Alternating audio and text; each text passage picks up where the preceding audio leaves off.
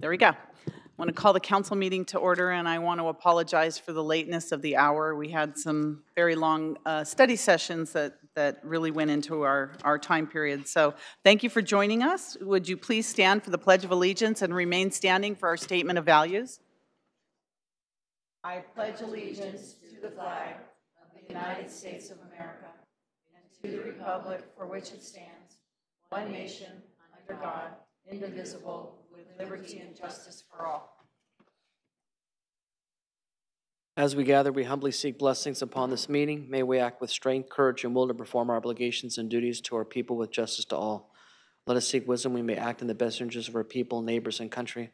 All this we ask may serve our community with fairness and respect, putting their needs before all. Please be seated. City Clerk, roll call. Councilmember Mahan. Caserta. O'Neill. Here. Davis. Here. Watanabe. Kolstadt. And Mayor Gilmore. Here.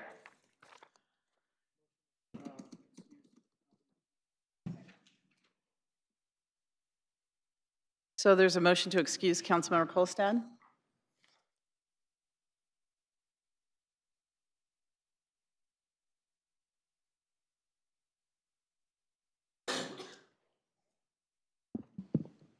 I don't want to hold up the meeting. We're doing some All those in troubleshooting favor? here. Aye. Thank you. Opposed? No. Motion carries. Thank you.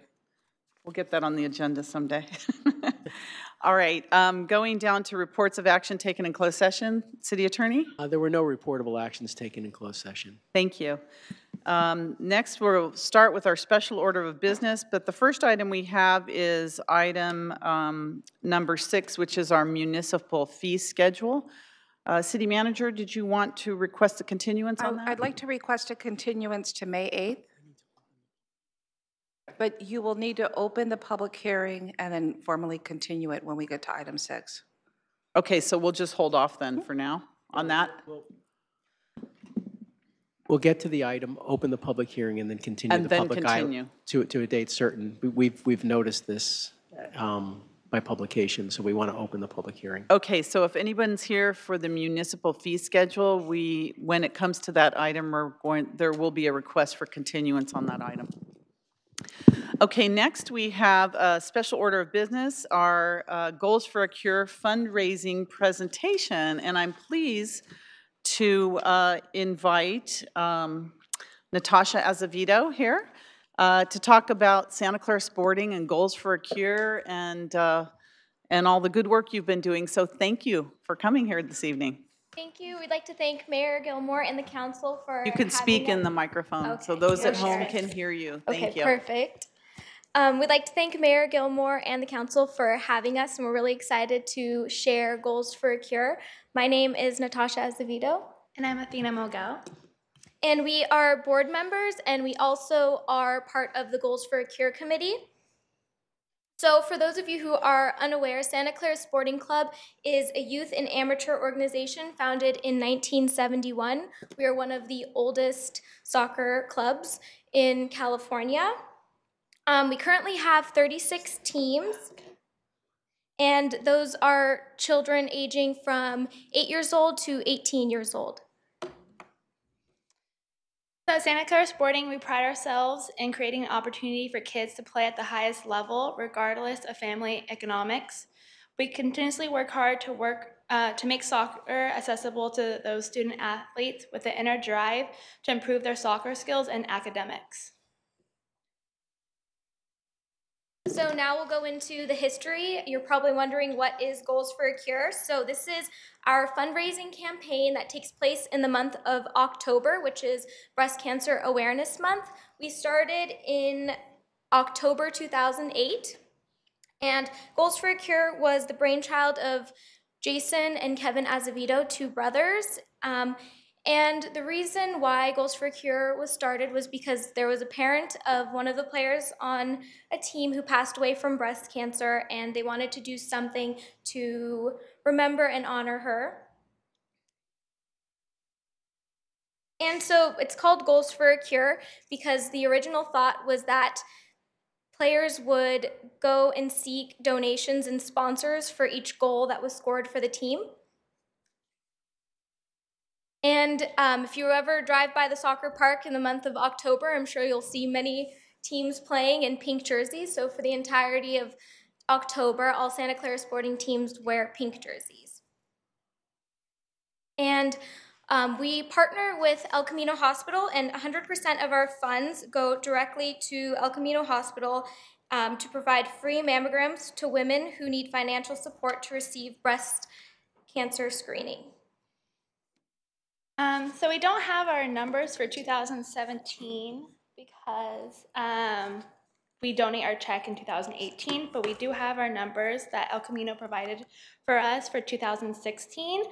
So with the money that we donated, women were able to get free screenings. So 110 screenings of mammograms, 16 screenings of breast ultrasounds, 59 diagnosis mammograms, 59 diagnostic ultrasounds, 16 breast biopsies, and of all those numbers, 4 biopsies came up positive, and without the money that we donated, those were probably not being caught.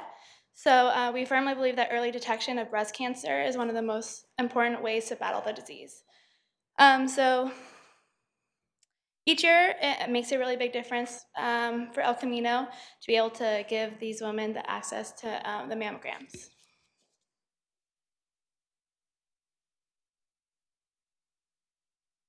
Are you waiting for them to? No, it's Oh. okay. Well, Okay. Oh, there it goes. Perfect. So in 2008, which was our first year, we donated $27,237. And each year we've really worked hard to find new ways to raise more money. And we're very proud for 2017, we raised a grand total of $45,000, which is the most we've ever done. Wow. Amazing. Congratulations.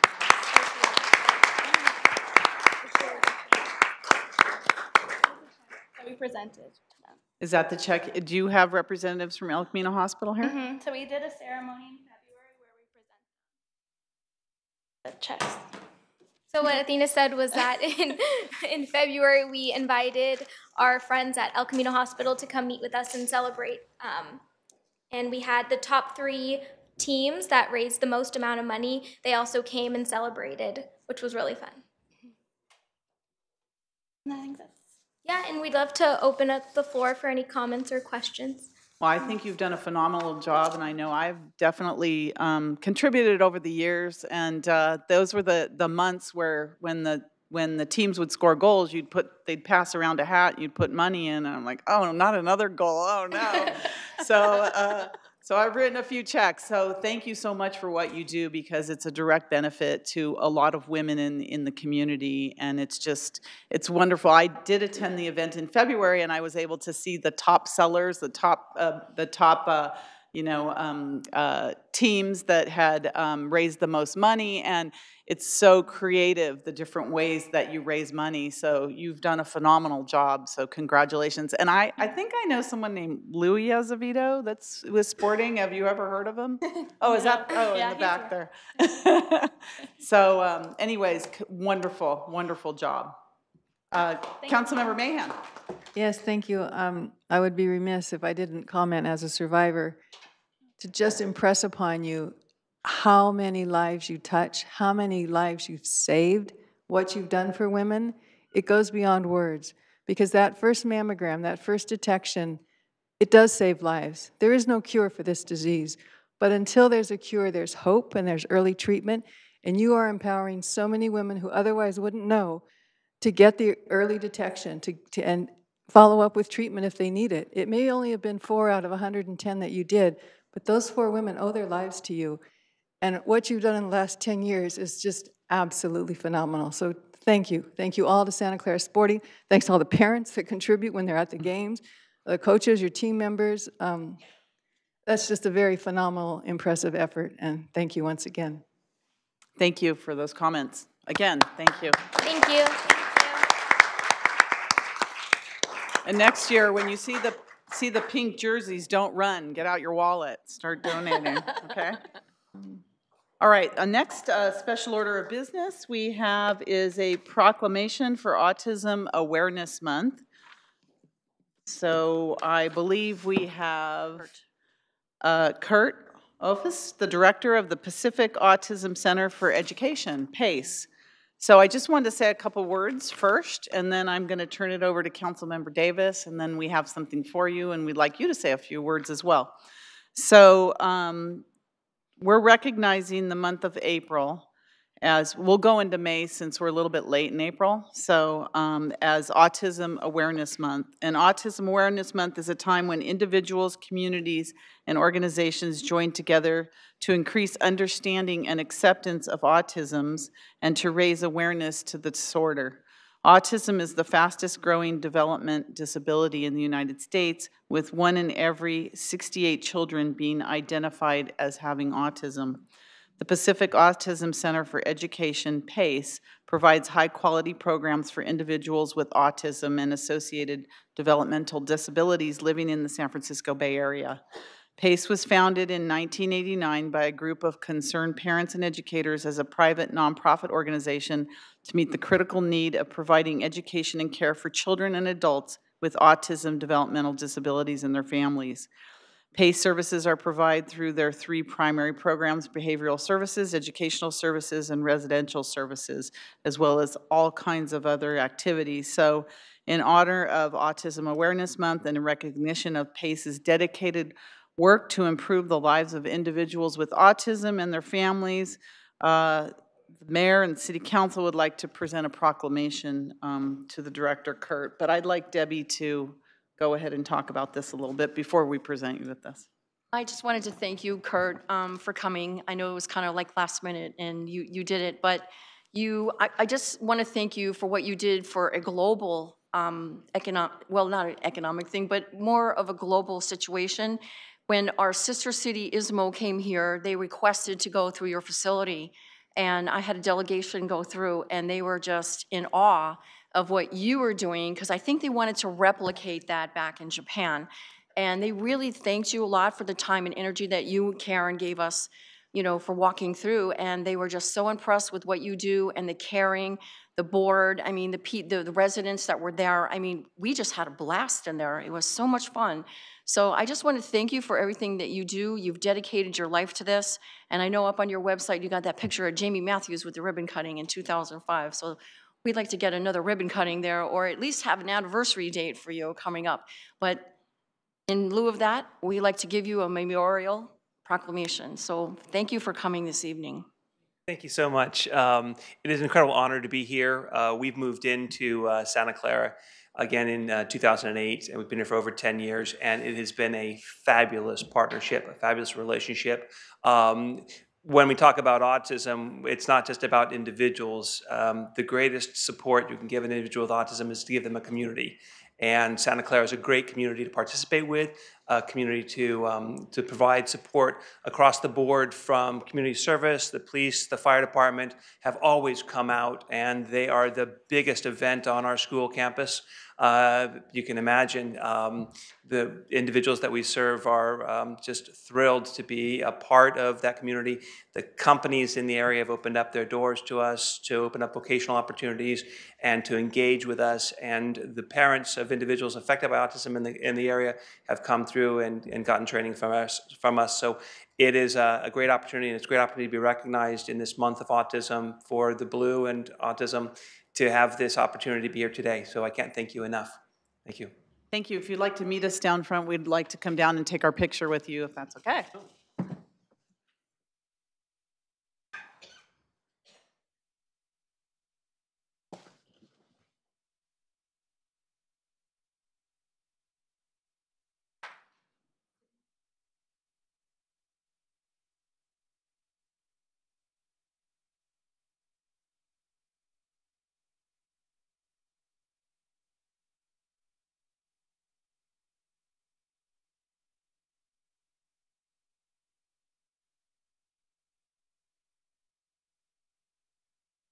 Okay, 1, 2, one more. Great, thank you.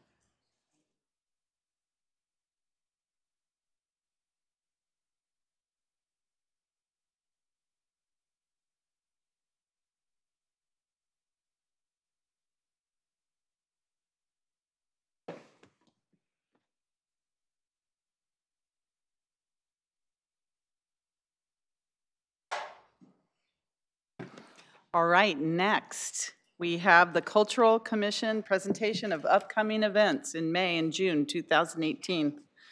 Tell us what fun we're going to have, Loretta, in May and June.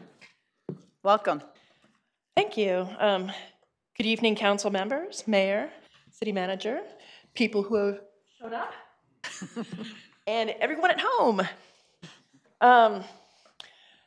Yes, oh, this is a different remote. We have some things coming up in May and June. There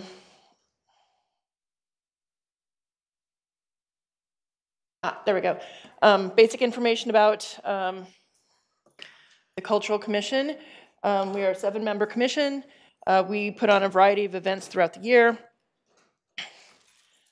including the concerts in the park in the summer, which is coming up not that far away. Friday Night Live, which just finished up for the year.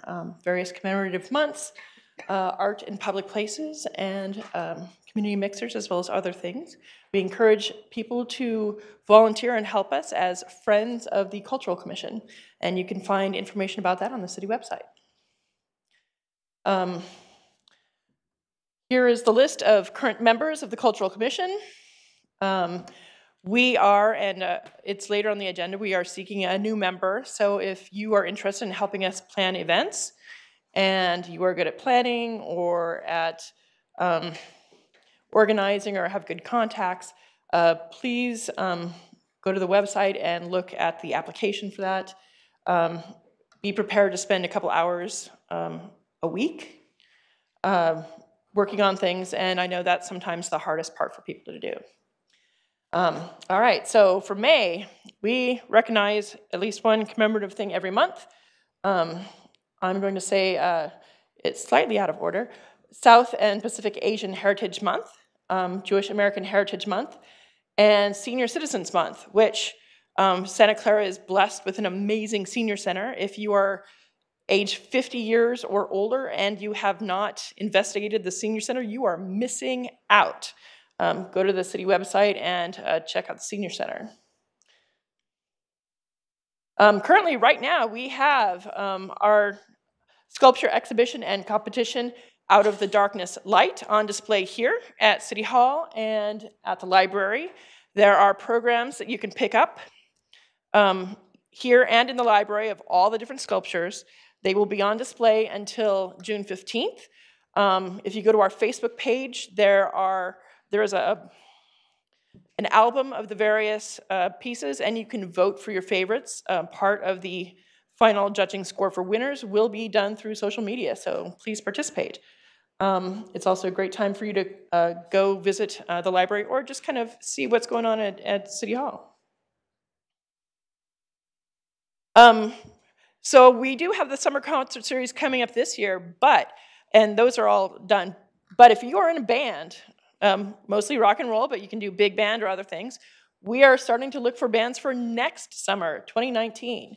So we want good quality and local bands. You can send email to culturalcommission@santaclaraca.gov to get information to the commission about your band.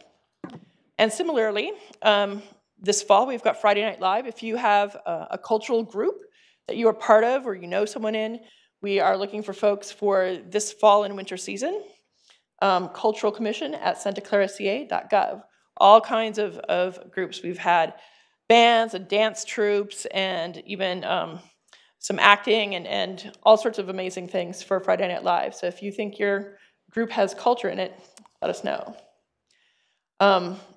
One of our partner organizations, the Santa Clara Chorale, they are the main sets of entertainment for May and early June. On the 12th, they offer Bach, St. John Passion, which is supposed to be one of the masterworks of classical music. They have all sorts of people helping, award-winning soloists, including a Grammy-winning soloist. The Santa Clara University Choir and other choirs are joining in with the chorale to put on a really amazing performance. And then early June, they have an encore concert where they feature highlights from the various concerts they had the entire season, and that's also in Santa Clara at St. Mark's Episcopal Church. The Triton is having their annual gala on May 5th, and the theme is Cinco de Mayo. They always have an amazing event.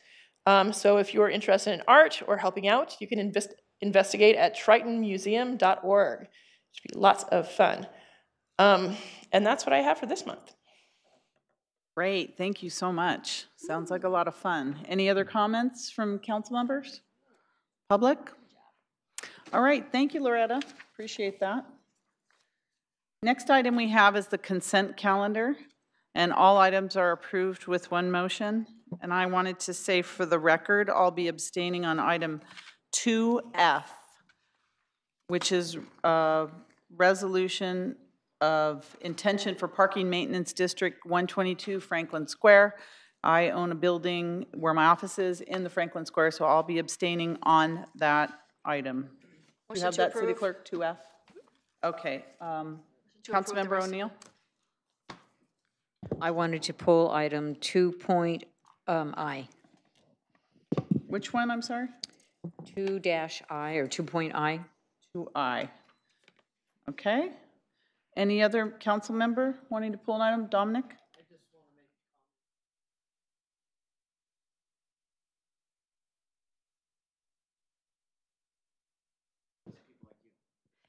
And Mayor, if I may just add that there has been a request to pull the item 2N from the consent calendar from Carol McEwen, if I'm saying it rightly.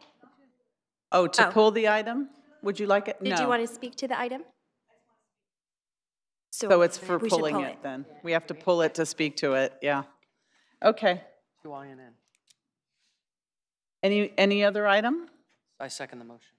So there's a motion for the remaining items for approval. I have my abstention, and we have 2 items pulled. Dominic seconded it. Any member of the public wanting to pull an item? Okay, so on the consent calendar, Jennifer, your name's on here. Did you want to speak? Sure. Sorry about that. I'm a little slow here. And you'll let us know when we can vote on this. Temperamental tonight. So if you'll just indulge us tonight, Granicus is not Cooperating. quite cooperating. So if we can do a verbal vote, or I can do a roll call vote, your preference, Mayor. The lights still the old way? We can try. Lights on the motion, please. Noting that abstention, and that passes unanimously. Thank you. Old school, still works. Yeah. Okay, the next item we have is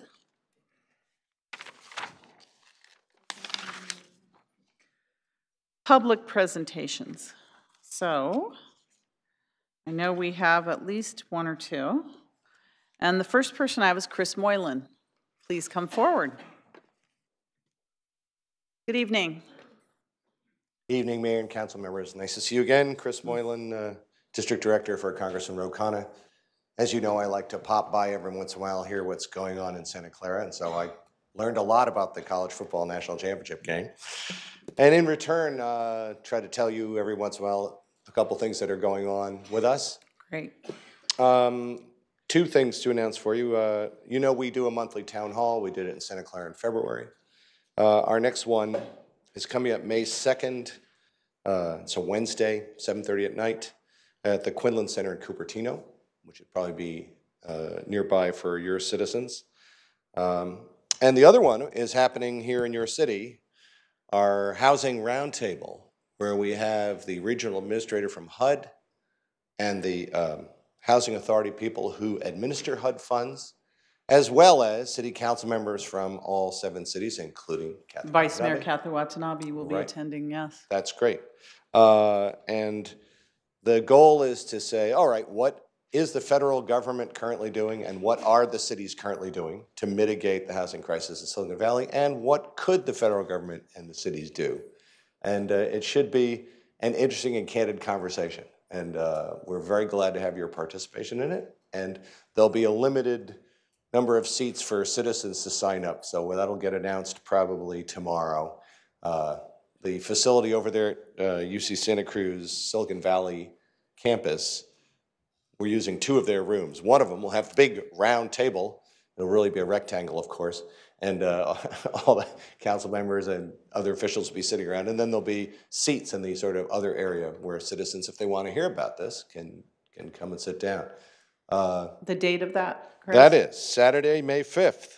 Thank you. From 1 to 3 p.m., 3175 Bowers Avenue, right here in Santa Clara. So thank you, So Vice it's a Mayor, UC for coming. Santa Cruz Extension, not Santa Cruz. The Silicon Here, Valley campus, yes. right. Yeah, their main The campus Santa Clara Cruz, yeah. is not in our district. So we try to hold events in the district. Yes. So thank you very much, and I'll see you the next time that I happen to pop by. Thank you. Vice Reverend Watanabe, did you have a comment?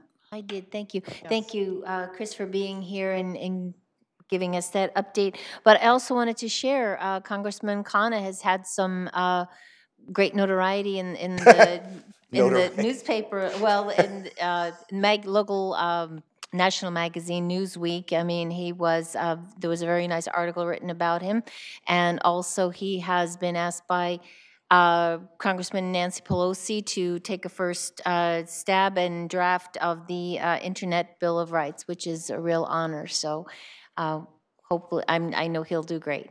Yes, I'm glad you pointed that out. That was, in fact, a significant honor. It makes sense for the congressman from Silicon Valley to be taking the lead on something like that. And we're very glad that his skills and knowledge in that regard are appreciated by the minority leader. So yeah, we're pretty confident that we'll do a good job on that. We certainly have a lot of technically trained people in this district who will be chiming in and helping out with that legislation. Hopefully we can come up with something that'll reassure all of us about our data going forward. Well, especially as a freshman legislator, to be asked to do that, I think is really amazing, and it's wonderful for us back here in his home district. It is. As you know, that was one of his goals in applying for this job, was so that the representative from Silicon Valley would have more influence on a national level, and it looks like it's paying off. So yes, I think it's good for all of us. Well, thank you, Chris, for checking in with us, and give our regards to the congressman. I will. Always nice to see you. And you're always welcome back. Thank you. All right, Kurt Vartan.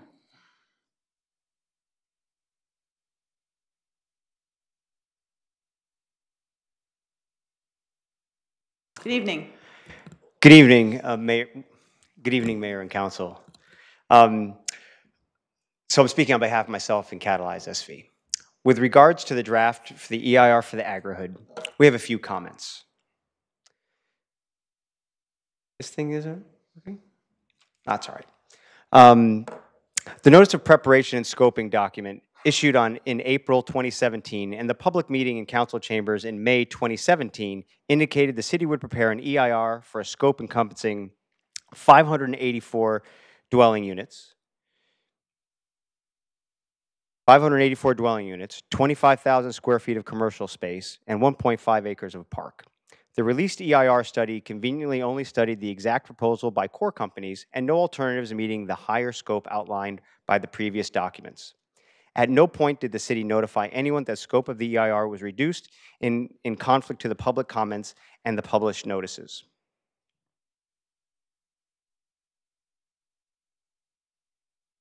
A lot of community members have expressed interest in the project, advocated for increased density, and repeatedly asked for the chance to discuss project details and opportunities, including greater density and alternative low-traffic impact housing concepts such as workforce housing, co-housing, and live-work residences. We have never had this discussion, and unfortunately, without causing further delays and frustration, the restricted scope of the EIR now prevents even considering the broader community's thoughts. In fact, the flawed use of level of service, LOS, traffic analysis recommends reduced density to benefit cars. The studied intersections lie in San Jose's jurisdictions, whom along with state government, Caltrans, and VTA recommended vehicle miles traveled, or VMT, traffic analysis to help minimize sprawl, meet our sustainability targets, shift development patterns from car-focused to people-focused, and walkable neighborhoods. In fact, using LOS, or level of service, as an analysis tool at all will be banned in less than 2 years. The housing crisis in our county is well known here in Sacramento and in Washington, D.C. We cannot solve our crisis unless we study and discuss local solutions and start building denser developments that reflect the housing demands created by commercial developments approved by this city council. If we can, not just this city council, all city councils. If we cannot find local solutions, the state government will continue to pass housing laws that restrict local zoning and review authority. Thank you for your time.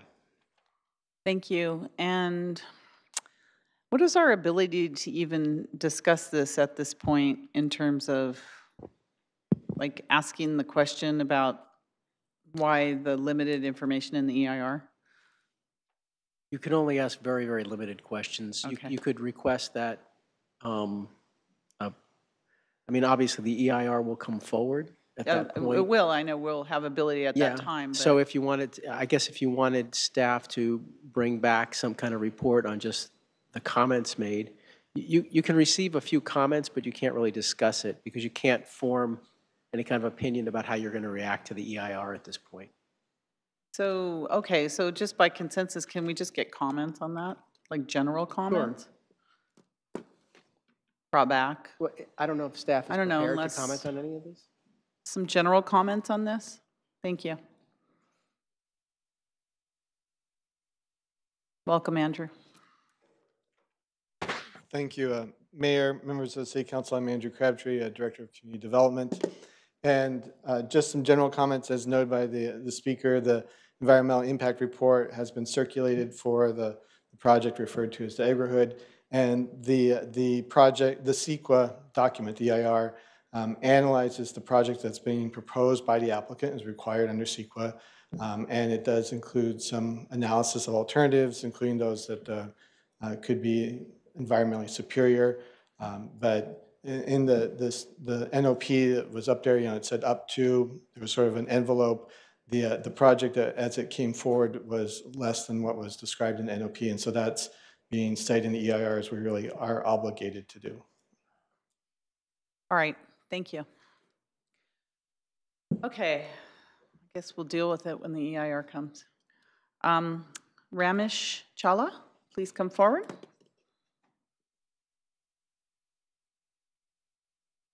Good evening. Very good evening, Madam Mayor and the council members and fellow residents of the city of Santa Clara. My name is Ramesh and I'm here today to make an announcement for a public event that's scheduled on 2nd of June at Santa Clara Convention Center. So this event is organized by an international organization called Brahmakumaris, World Spiritual Organization, which is located at an international quarter in India and has been operating in 110 countries with 8,000 service centers. Here in Bay Area, we have been serving for the last 20 years, having a location at Milpitas. So this event is basically organized, inviting a world-renowned guest speaker from India.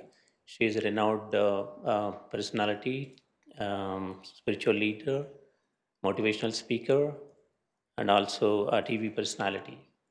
So we have 4 events going on June 2nd, 10:30 to 1 p.m. in the morning, Saturday. We have a talk on creating your destiny. On the same day evening at 5:30 to 8 o'clock, we have another program that is called Harmony in Relationship. And the following day, Sunday morning at 10:30 to 1 o'clock again at San Ramon, we have a talk on emotional detox. And the evening at 5:30 to 8 o'clock, we have another talk that is, I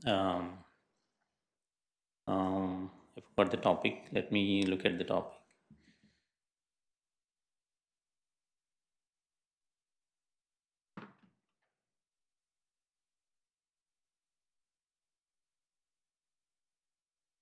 Yeah, that is purpose of life.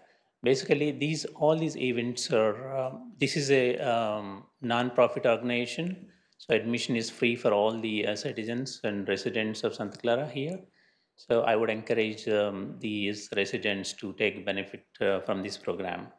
So Brahma Kumaris is an international organization which is working very actively with UNICEF and UNESCO for all the global initiatives. And it has been established in 1937, working for the last 82 years for the establishing peace, harmony, and love in this society. Thank you so much. I appreciate your time.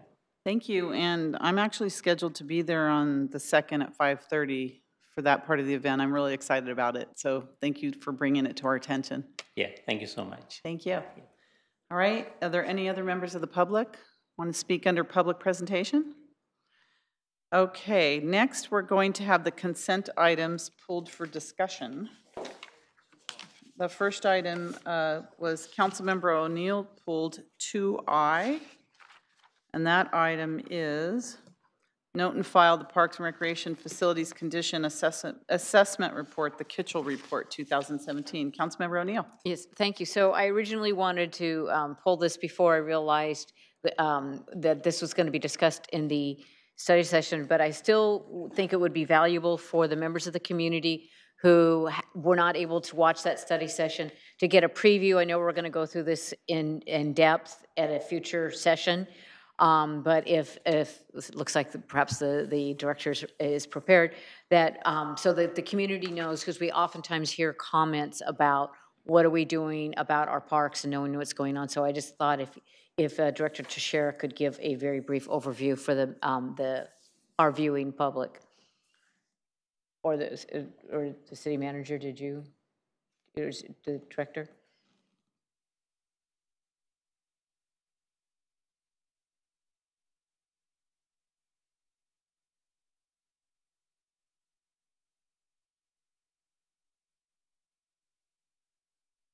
Good evening, Mayor, Council, and community and city manager. The Kitchell report, again, was a 9-month process. We worked with Kitchell CEM. We conducted an in-depth inventory of all of the city's parks and recreational assets. You can find the report as noted on this slide on the City of Santa Clara's Parks and Recreation page under Park Projects, under Facility Condition Assessment. And under that, you'll find tabs where you can open up, and it is huge files, but you can go in and basically look at each of the park facilities, and it has costs and itemization of all the assets that were looked at. I just want to make mention on here that it is entered into the city's enterprise asset management system, so it is GIS based, which allowed us to link that into a program that's also used in other departments in the city, which is Lucity. And we're hoping to move that into a CRM and a customer response management system so that people can actually later this year log on and file something like, you know, the drinking fountain's not working, and it'll be able to itemize exactly where, and then we can track that request. So that actually brings us out of the pre-paper stage, I guess, and into 21st century. Again, you saw the slide in the earlier presentation, but it just gives you an idea of what the size and scope of the project. We did analyze it again, and it is similar to, or it is a facility condition index. So there are numbers and grades for each of the park facilities. And then it gives us some idea on how to prioritize projects and group them for future capital improvement projects. Why are we doing this? Because we have aged infrastructure, we do have increased use, the demand, the density, and the diversity of uses.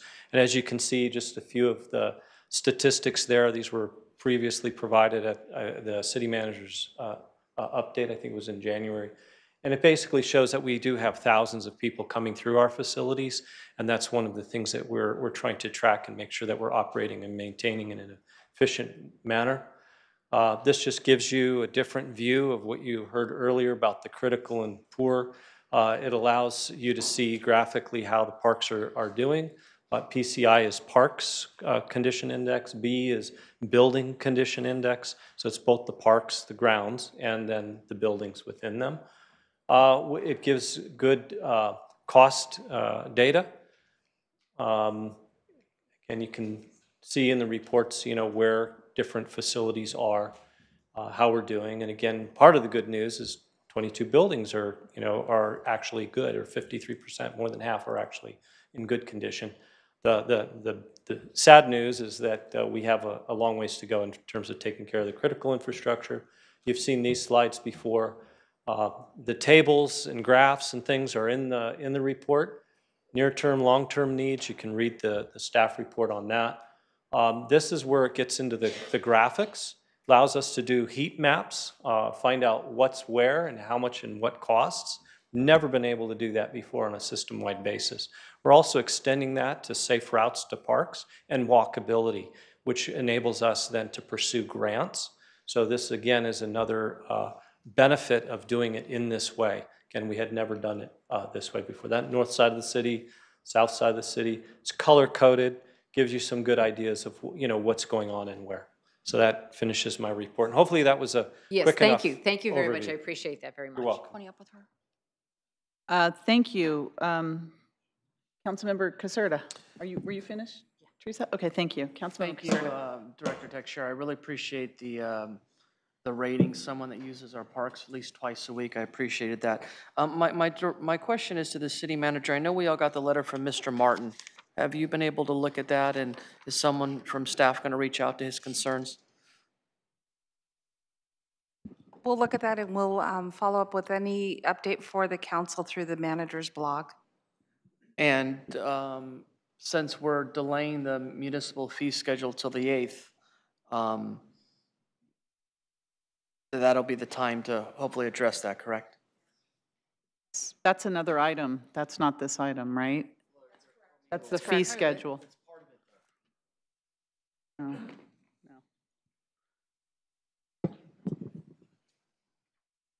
Hi. Thank you. That's part of. Yeah, so Mr. Martin submitted two items. One, he had a concern about the fee associated with parks, and then he also requested that this item be pushed out. From our perspective, the kitchen report is a separate item from the fee analysis and the fee schedule. Certainly that information feeds into it. We feel very comfortable. The consultant spent 9 months analyzing very close, as you can tell from the work that the consultant did, going through every element of the park. So the value of the improvements, we're very comfortable that that's the actual value of the improvements. Ultimately, there might be some policy options related to what the fee will be, but it would not affect how we evaluate our parking improvements. So we feel comfortable with this item going forward. Thank you. Councilmember Davis. Director Teixeira, when I was looking at the conditions where you have the facility condition assessment, the one that glared out at me was the Santa Clara Senior Center was critical. How many people go through that on a daily basis? On a daily basis, we have several thousand. I don't have that figure off the top of my head. Okay, so when we had the... I don't know if you can bring it back up. You have it? Okay.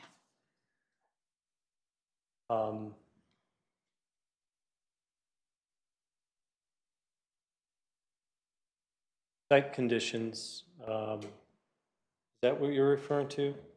It's on page, in the kitchen report, on page 8, sorry. And isn't it the park and not the building? Yeah, that you're that's talking what about? I want to. Okay, because that's what I want to double check, because the nomenclature that the consultant used, there's the grounds around the senior center, right, which is considered senior center as opposed to Fremont Park, which is outside of that perimeter. But the seniors use that outside area, so I mean, we have the wellness fair and all these other things that are there. So when we were doing the study session, we were looking at possible measures to the measure in November to add this. So if it's something where somebody could fall, break their legs, or I mean, I'm just looking at the vulnerability of the seniors in that area. That's kind of my concern here. Right, and as we presented in the infrastructure report earlier this evening, critical items in that 53 million, 48 to 53 category, those that are in critical and poor, those would be the ones that we'd prioritize, and those that are where that grade was critical or poor earlier in the time frame, then those would need to be addressed sooner. So yes, we agree with that. So the criticals are the trigger. They're the first ones in the box that are going. Yes, okay. That's how we would okay. view that. Yes. Okay, thank you. Thank you. Councilmember O'Neill. I was just going to make a motion that we note and file the report.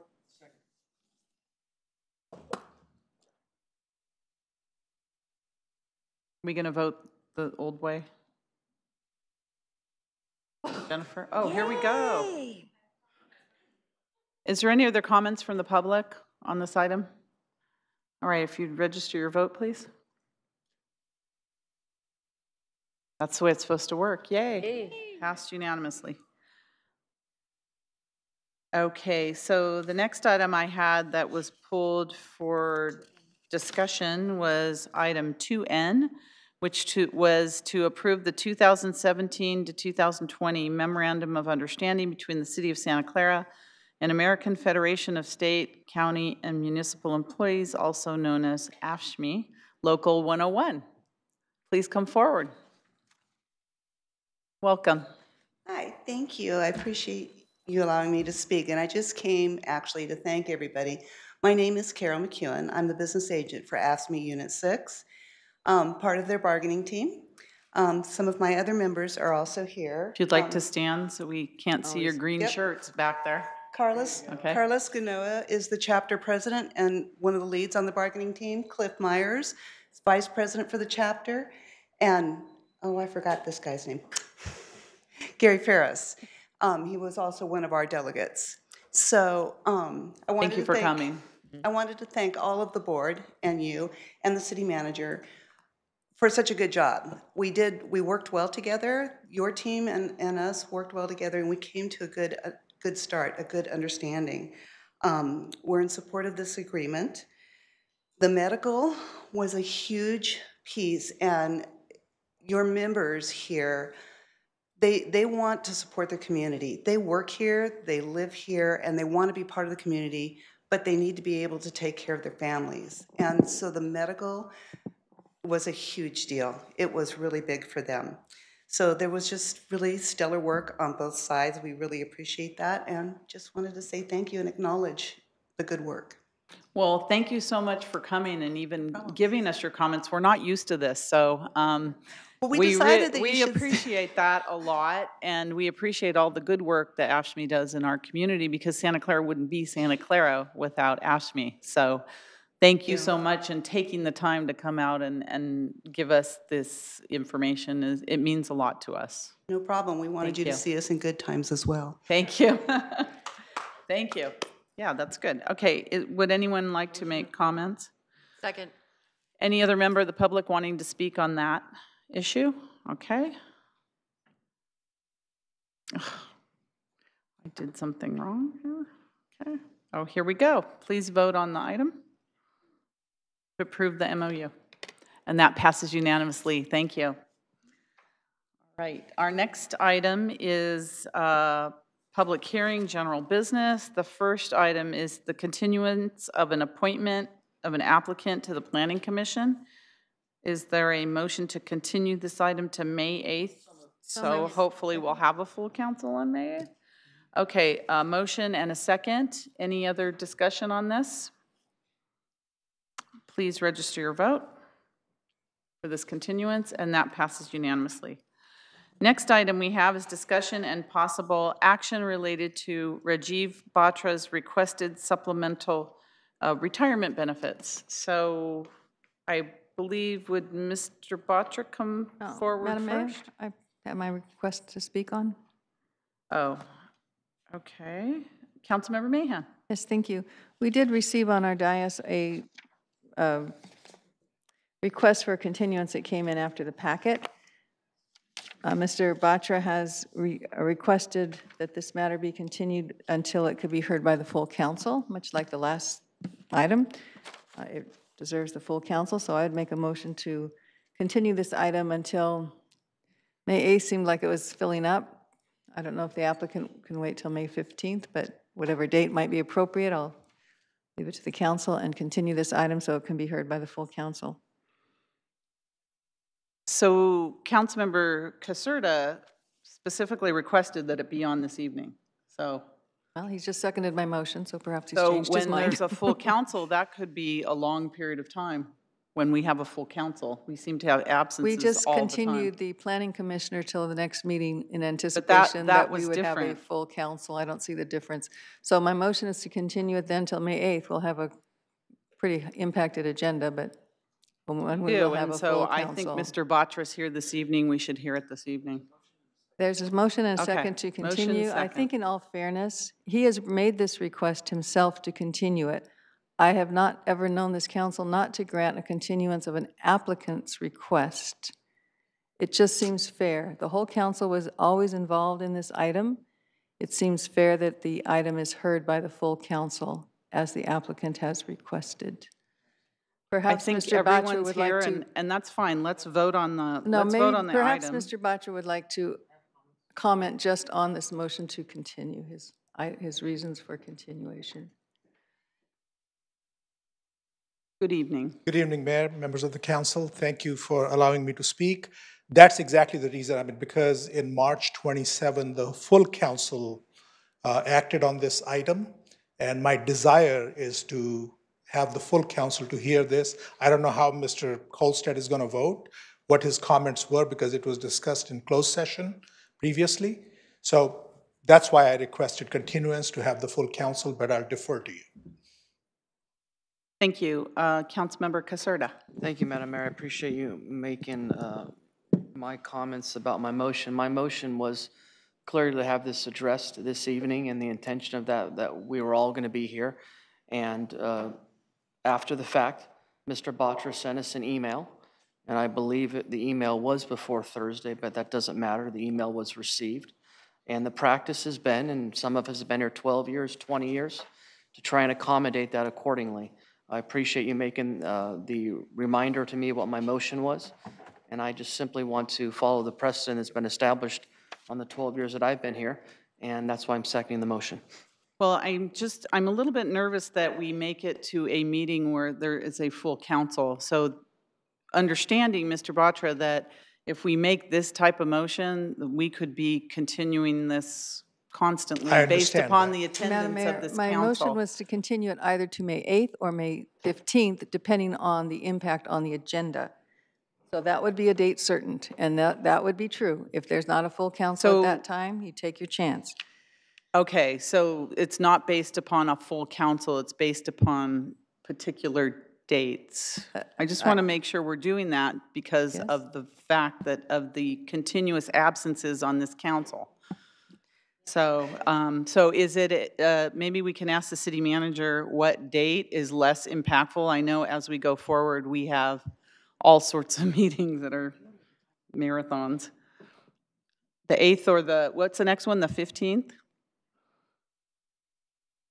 I'm pulling up the tentative meeting agenda calendar.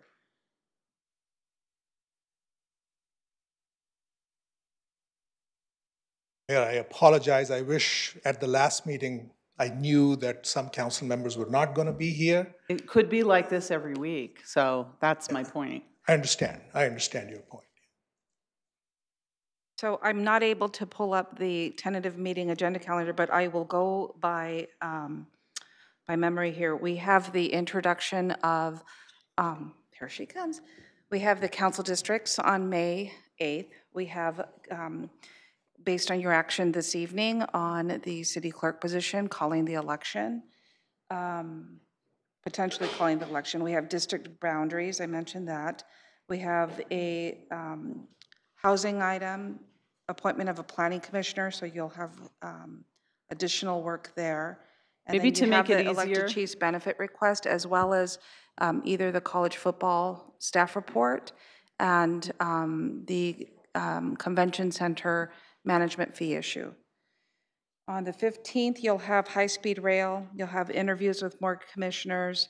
You will have El Camino Real mixed-use project. You have a couple land use items. You have the beginning of our discussion towards the ballot initiative, so we'll bring forward the inventory, as we discussed in study session, of potential projects, as well as the discussion on other revenue opportunities, including cannabis tax and some council policies that we want to bring to the full council for acceptance, including items that inform your budget with respect to donations and gifts. So, hearing that, either the 8th or the 15th, whatever is less busy. Because I really don't see why we can't hear this right now. But, okay, so there's a motion for, why don't you pick a date? The 15th. And there's a second? Do any council members know, sitting here today, that they won't be here on the 15th? Thank you, Ms. Watanabe. It's unpredictable. Okay. All right, 15th. So there's a motion second. Vice Mayor Watanabe.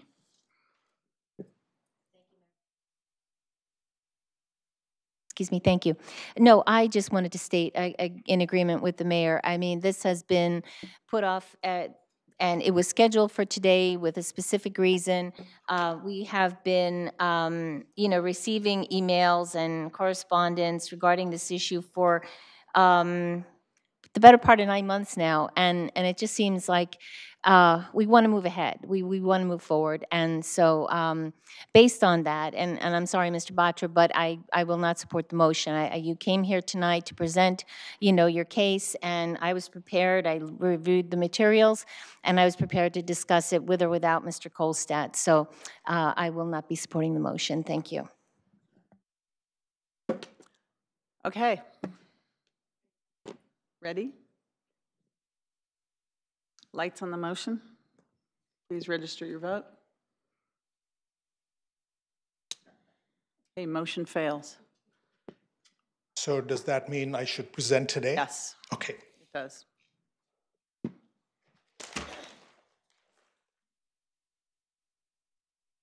Are you prepared? Yes, ma'am. Okay. I came prepared.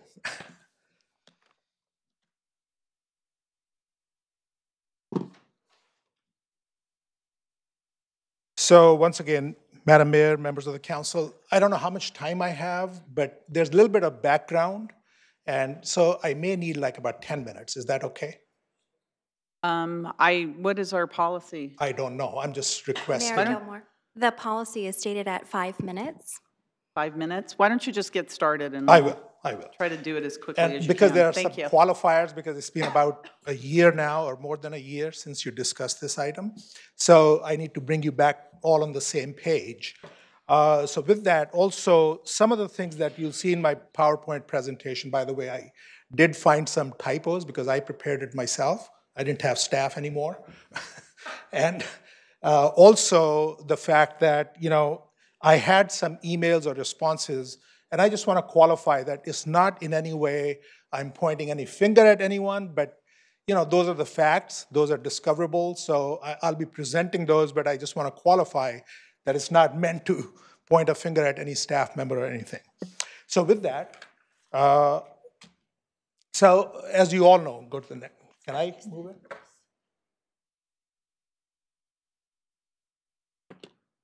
Do we have something on this? Okay, thank you. I'm sorry about that. Go ahead. You have copies of this, or? Yes. Okay. Thank you. So, as you know, I worked for the city of Santa Clara for 15 years, and Mayor, you got tired of me thanking you every time I saw you for giving me the opportunity, and I'll do that once again. I was really honored to be the interim city manager when you offered the position to me in April of 2016. Now, at that time, as an interim, I was given what's called an out-of-class salary, which is not the full city manager salary. And at that time, I had requested a contract, as all city managers or appointed positions get. However, I was not given one, given again the status and that it was as you called it at that time, it's a long-term acting interim thing. So I respectfully accepted that as well. So these are all key points that otherwise in a contract, you spell out all these things that I'm requesting or I have been requesting since March of last year.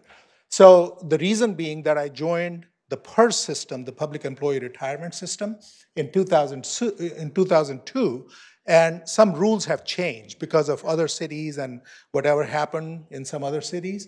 So now the salary has been capped at $265,000 for retirement purposes. You can make any amount, but your retirement will be based on $265,000. So that's why I requested the city. This was the only request I made. Without a contract, I didn't argue about the salary, and I'll talk about salary a little bit later too. that this is the only little delta that I wanted the city to pick up on my behalf. So council discussed that in March in the closed session, and I was not present in that. City attorney was not there. Only the HR director at the time, Liz Brown, was there. So council approved two things very clearly. One was a 5% salary increase tied to management bargaining unit. You're all familiar with that, just like you had the discussion for the police chief a few weeks ago. And sorry, Deanna, I didn't mean to point city manager's position, but that was approved also recently. So that's a separate thing. City manager position is tied to the management bargaining unit, whatever they get as COLA, that's what I got. I got it only for 2 weeks. So it's not like this was in lieu of that other delta that I was requesting. For 2 weeks, it was in the HR director's memo also.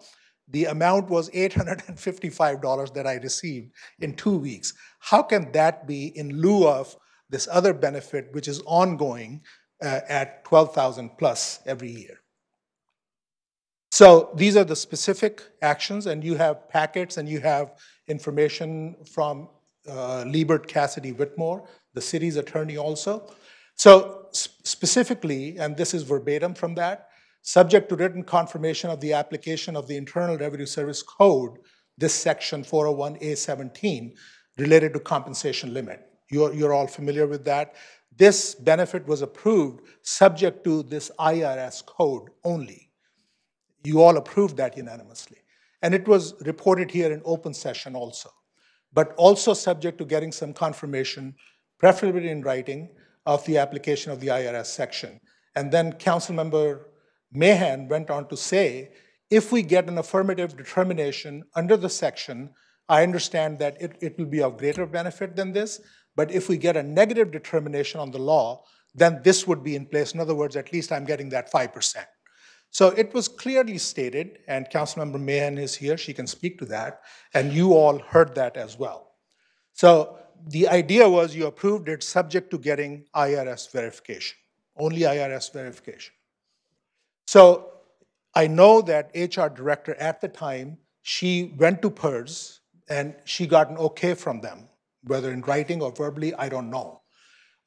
Then I also provided an opinion from a tax accountant, CPA, who works with IRS rules. And he clearly stated that city can enter into a side agreement without jeopardizing anything, city's tax issues or whatever. So city will not be in jeopardy, because I was always looking out for the interest of the city as well. I was the city manager after all. So, but that opinion, as I understood, was unacceptable to the city attorney. And I was told that the council wanted a legal opinion from the city attorney. So then on September 11th, this is between March and September, nothing happened. I submitted information. Then in an email, the city attorney told me, since obtaining a favorable opinion from IRS was not and is not possible, you were granted and received the 5%. Once again, nobody went to IRS, nobody checked with IRS except my accountant, and then I was told 5% was in lieu of this other benefit. $855 for 2 weeks. How can that be in lieu of the other benefit? So, as I said, I asked the city attorney at the time to ask the council members, because you discussed it in closed session, we were not there. Why don't we ask what you intended to do? And again, the response I received was, I'm not calling anyone about anything. So, you know, there was more effort to somehow deny it. I can't speak to that, what the intent was. I'm pretty sure the city attorney is also trying to protect the city, and I respect that. We don't want to do anything unlawful here, right? So, but the responses kind of thing were very negative towards me and very stressful at the same time. So at that time, I had no choice but to get a legal opinion myself. And that's why in October, I retained the service. And honestly, it was so stressful to even find a law firm who will talk to an employee, individual employee. Normally they talk to employers. So finally I landed with Berliner Cohen at my expense, and they looked into this IRS thing, and I did not retain Berliner Cohen to litigate this matter. That was not the intent. It's because you wanted a legal opinion to that motion that was approved That's the only reason I retained Berliner Cohen. So I submitted that letter in December, and even that was sort of dismissed, that, you know, we're going to hire our own outside attorney. So the intent was, I mean, they also said that city could enter into a side agreement with me for that amount. So, but city went out and retained Liebert Cassidy Whitmore. Now, here's the other point I'm trying to make. Again, a way to not help me, but to find way to derail it, in the sense, question asked of Liebert was, can the city pay the interim city manager supplemental benefit, et cetera, under state law? From IRS, it went to state law, which was not the question, you know, posed previously. So it's a totally different question. Now, if you in any way saw that I did a good job for the city, I served the city well with my heart and soul, question would have been or should have been, city approved the supplemental benefit for interim city manager. Please advise how it can be implemented. It could be the question. The legal firms can find a way to implement it. But if you ask the question how not to do it, they'll tell you that. So, I mean, it was always finding a way not to do it. So I also submitted a response to LCW letter. I'm not asking anyone to do anything unlawful. I'm only requesting my restitution and making me whole. And it's a shared responsibility. There's a word missing there, since March 27 council action. Shared responsibility in the sense that, you know, everyone calculates when you should retire, how much, everyone has different needs. There are people, staff has worked for 35 years because they need more retirement money. Some work 25 years. So everyone does their calculations, right? So I did my calculation and I said, okay, with this benefit that the council approved for me, I can retire at the end of March. I still had the interest of city in mind, because by me retiring, then you could open up the position and a good city manager like Deanna was available, who's here. So, you know, it was still in the interest of the city. That's why I picked that date, including that benefit in my calculations. So now the LCW opinion was placed on closed session, again, unbeknownst to me, as a potential litigation. Now, I never threatened the city. I could never even fathom that I will sue the city. I mean, I want to go down the history as a good city manager who served the city, not as the one who sued the city. So, but maybe again, like I said last time, the city attorney may have placed it on the agenda like that just to put it on the closed session. Maybe that's the title that was needed. So I only retained, as I said, Berliner Cohen to provide legal opinion to your question. You wanted a legal opinion on IRS section. That's all I did. I didn't retain them to litigate. I'm representing myself. So, and I could not attend the closed session, and that's why we are here. I feel bad. I'm taking so much of your time. And, you know, everyone's staff had to put this package together. Such a simple thing. You approved a very small benefit for me. It could have been implemented. The agreement could have been entered into by now. So now, let's look at the alternative. If you had denied it in March, if you had said, no, we can't give you that benefit, that would have served me better. Because, as I mentioned, I picked March 30th as the retirement date, figuring in this benefit or this amount into my total retirement income. So otherwise, if denied, I would have continued as a city employee, but not as a consultant. That's a very important point, because it's not like a hypothetical situation that, you know, I retired and then I said, oh, I would have, I should have, I could have been here. I continued as a consultant, again to help the city until the new city manager was hired. I mean, in every point you should see from my perspective how I was trying to help the city. So now that's an important, instead of being a consultant, I could have continued till I was here as a city employee. If I did that, and I also kept the public works position open. As you all know, director of public works position was open, and that was intentionally done.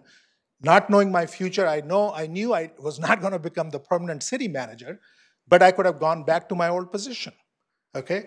And I continue as a city employee. By doing that, I don't need anyone's approval. I would have gotten my service credit. Every year you work as a city employee, you get 2.7% in retirement per year. It's very straightforward, simple as that. So by approving that, that's what I meant by I got misled into picking that March date to retire. I lost this opportunity. This option was available to me. So, again, Are you coming to the end, Rajiv? Yes, for yes, this? ma'am. Thank you. Quickly. So I was here as a consultant, and as I mentioned, now these are the numbers I'm trying to show you as a comparison.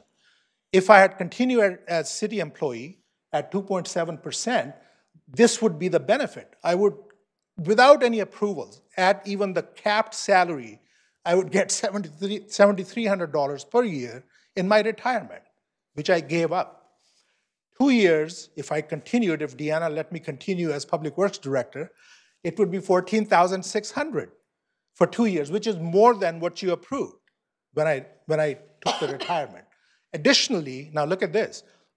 Continuing as city employee, everyone earns vacation, sick leave, I had mileage allowance, all those benefits. Those add to about $45,000 a year. As a consultant, I gave that up. I only got my hourly rate, that's it. City benefited from that too. So I gave up all these things with the assurance that council had approved that. So, as I said, I retired based on the council approval. I know it was subject to getting verification from IRS, which I provided through Berliner Cohen. Otherwise, I would have continued. And as a win-win, I accepted the lesser benefit. As I mentioned, if I continued for 2-3 years, it could have gone much higher.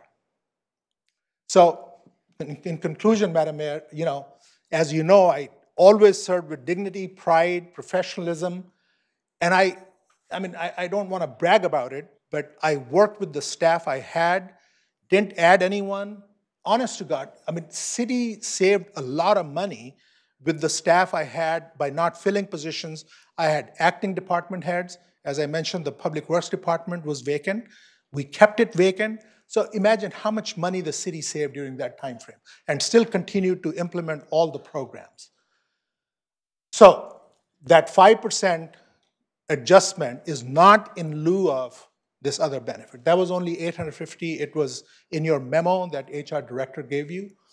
And also another thing I want to clarify is that this was mentioned to you in an email that I signed a contract when I became a consultant that I will not get any other benefit. So this is a post-retirement benefit, so it can't be given to you. No, it's not a post-retirement benefit. It's a benefit for 15 years I worked for the city. It was approved while I was still a city employee. I'm not asking for any benefit after March. This is all before. So more effort has been spent as how not to implement. I feel bad that I'm here. I feel very low in my heart. I shouldn't be pleading here. It's a very straightforward thing. I worked hard. You approved it. Just please implement it. So I'm just requesting the restitution of my right. That's the amount.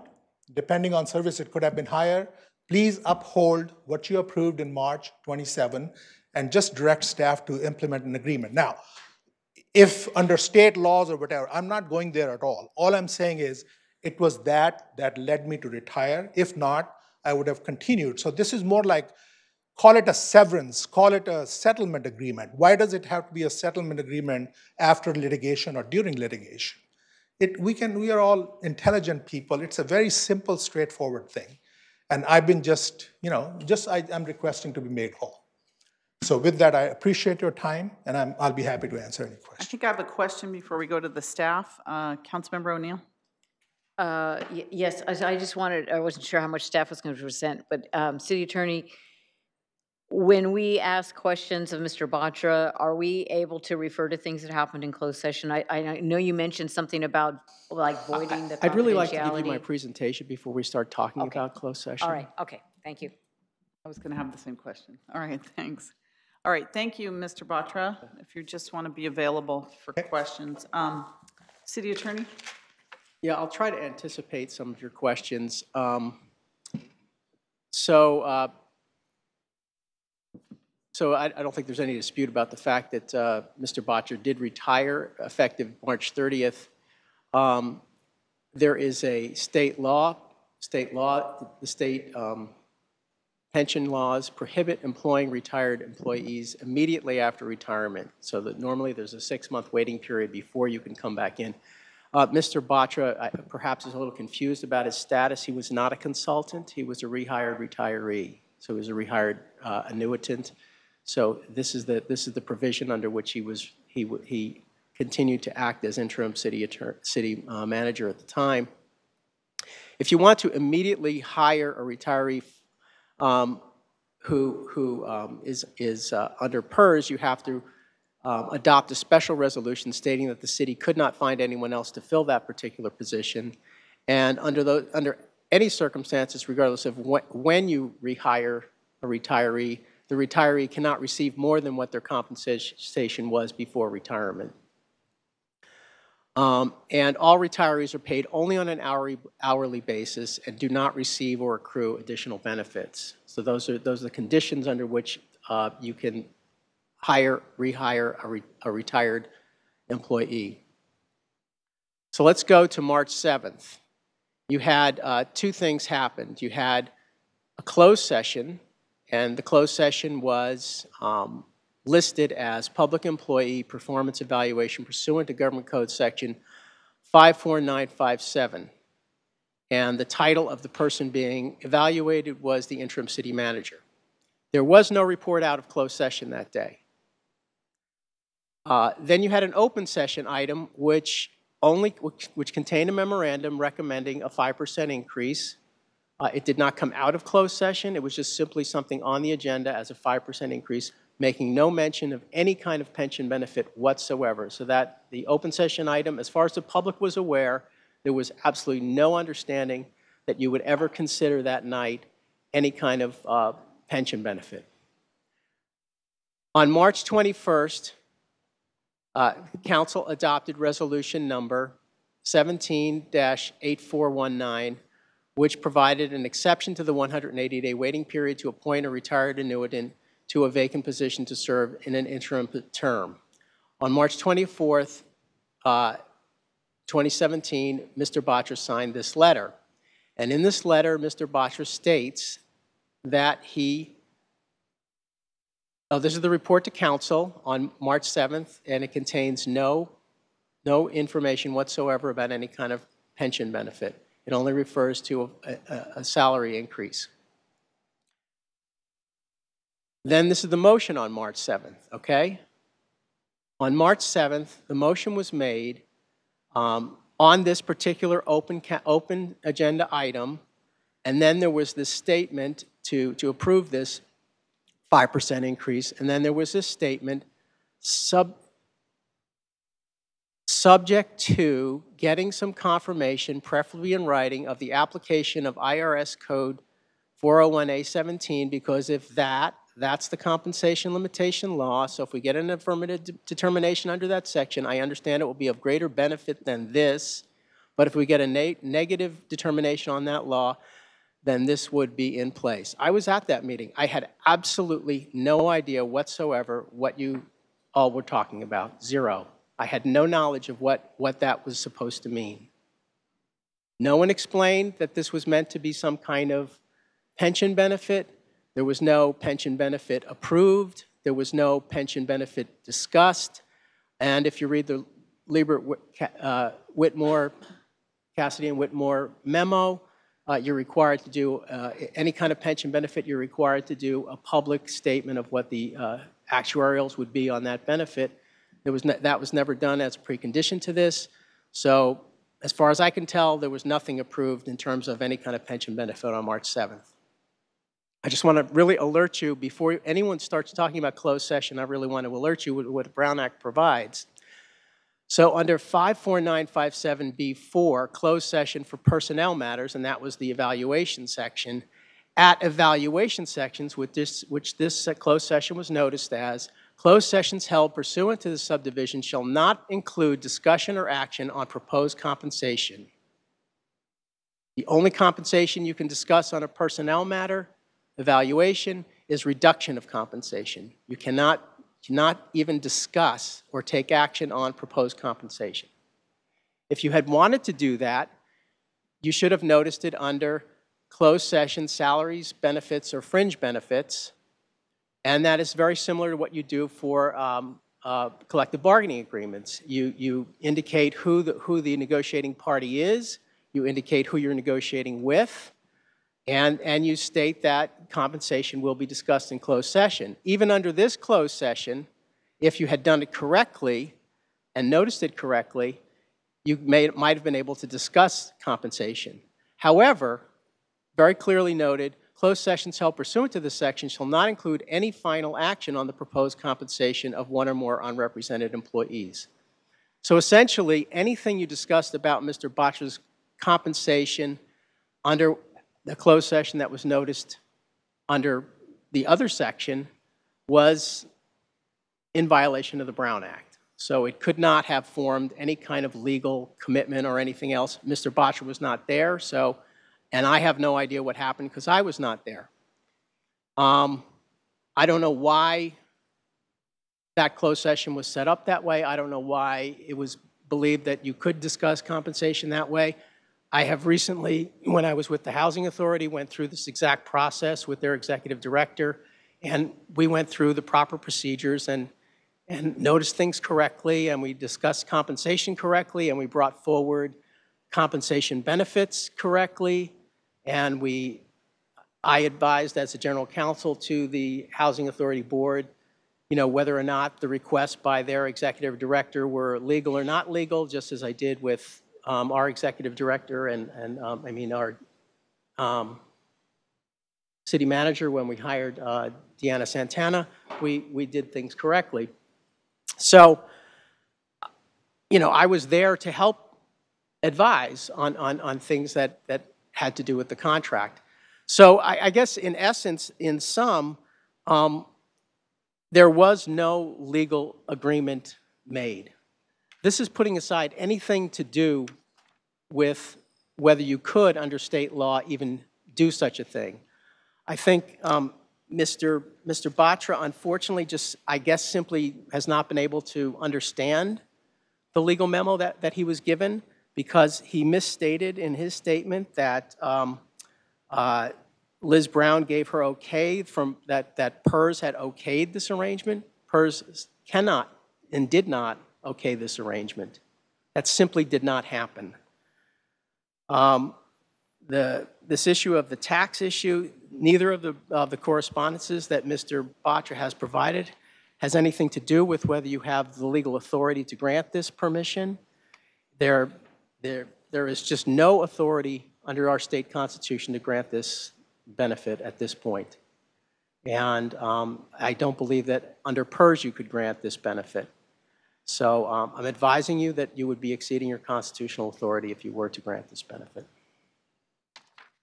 And I caution you to be careful about what you might discuss about what happened at that Brown Act meeting, because it appears to have been held in violation of the Brown Act.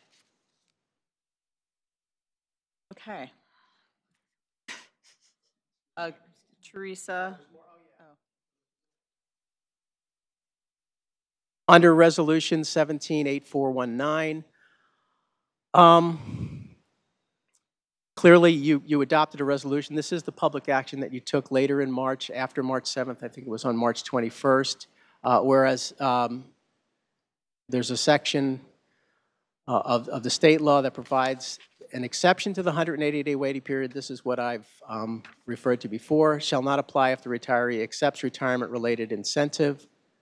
So in other words, if he accepts any kind of incentive to retire, then the 180-day waiting period cannot go into effect. So he could not have bargained with you to say, like, oh, I'll retire if you give me this benefit, and then come back and say, oh, I'm going to work for you immediately after retiring. That's what that means. The city and Rajiv certify that Rajiv has not and will not receive a golden handshake or any other retirement-related incentive. And whereas the entire employment agreement, contract, or appointment document between Rajiv Batra and the city of Santa Clara has been received by this body and is attached herein. So let's go to that. And this sets his maximum salary as $152.29 an hour, and it clearly states Rajiv Batra has not and will not receive any other benefit, incentive, compensation in lieu of benefit, or other form of compensation in addition to this hourly pay rate. So clearly, that was the official action you took. And if you read the letter, this is Mr. Batra acknowledging the terms that he there will not be any benefit, incentives, or compensation in lieu of benefit or other form of compensation in addition to this hourly pay. I'm really baffled at why anyone would think that there's something else going on here. The council cannot grant any other type of additional retirement benefit or compensation. Such a grant would be in violation of the state constitutional provisions prohibiting gifts of public funds. Mr. Batra specifically agreed to the condition that there will not be any benefits, incentives, or compensation in lieu of benefit or other forms of compensation in addition to this hourly rate of pay.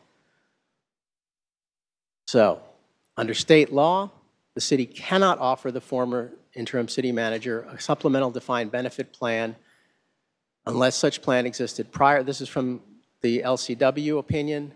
Unless such plan existed prior to January 1st, 2013, and the manager position was within a group of employees entitled to participate in the supplemental defined benefit plan at the time.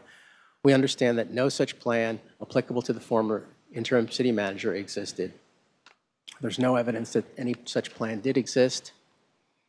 And per my memorandum, and as set forth in greater detail in the legal opinion by LCW, the City Council does not have authority to provide Mr. Batra with the benefit he has proposed, and therefore there is no authority for Council to take action on his request for a supplemental retirement benefit. If you have any questions, I'm here to answer them. Start with Councilmember O'Neill. Okay, yeah, as Mr. City Attorney, so I wasn't sure about, there had been discussion like whether we all had agreed and Mr. Batra had agreed that we were going to release, some of these communications. Is it permissible to refer to anything that was said during that March 7th closed session? I mean, that's problematic. It was noticed improperly for any kind of discussion of compensation, and any discussion you might have had within that, even if you had noticed it properly, you couldn't have taken any final action. So I'm not really sure why you would want to discuss that. Okay, so I won't go there. I'll let that go. Okay. Can we make other comments, or?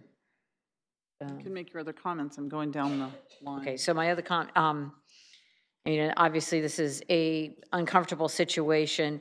I just wanted to make some comments that I remember talking with Mr. Batra during one of my kind of periodic meetings with him, and he had brought up the idea of retiring. And I was kind of surprised because we had been on schedule to do an evaluation in June.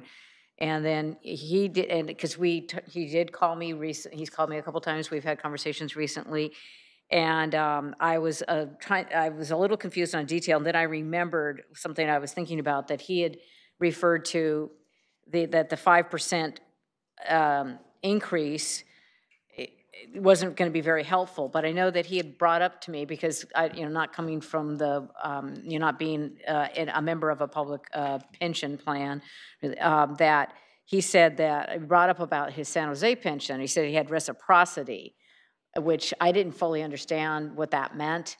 And so my understanding was that whatever increase we gave him would benefit his San Jose pension. Which it was what I found out during the course of some of these discussions with the HR Director Brown at that time. And so then it was that 5% would apply to increasing the base salary that would apply to his San Jose pension, since it's not part of the PERS system. So, so then when I was understanding, okay, he's getting both of those. And then also I was given, it led to believe that what he was requesting and a question I asked was not allowable. So I just, at that point in my mind, put that aside, and so I know that the motion that got made was kind of a little convoluted, but I was, based on what information that had been given to me by staff, that this was not permissible. I had already kind of put that out of my mind. And I know Mr. Botcher did talk about the Director of Public Works position, but at some point, things changed because he did post it and he did fill that position with Alan Curatori. So I was a little confused when he said that he, was holding that position open for himself, because I didn't know that until I heard that. I didn't know it was posted. Then I heard that he had hired Alan for that position. So I was a little confused by that. And I know we had talked about what he was able to do, and Rajiv, because I've heard that you now are working for the City of Fremont. Is that? Well, I'm just curious, are you working for the City of Fremont? Yes, I'm consulting with them. Okay, all right, thank you. So those are my comments, that just in reaction that, the 5% applied to would help his San Jose pension. All right, thank you. Vice Mayor Watanabe. Thank you, Mayor. I've gone through all of the documents that have been provided to us, both from Mr. Batra, by our city attorney, by the legal opinions, reviewed the legal opinions. I've even gone back and watched the audio from March of last year, and going through the resolution that was prepared as a result of the meeting and discussion that we had. I mean, just the fact that this is, to take a position on this is unconstitutional, which is being provided to us by our city attorney, I think is enough, for me to make a decision, because I don't want to do something that's unconstitutional, that's going to hurt the city. So, so my position is to stand by, the opinion that's been given to us by the city attorney, and respect that legal opinion.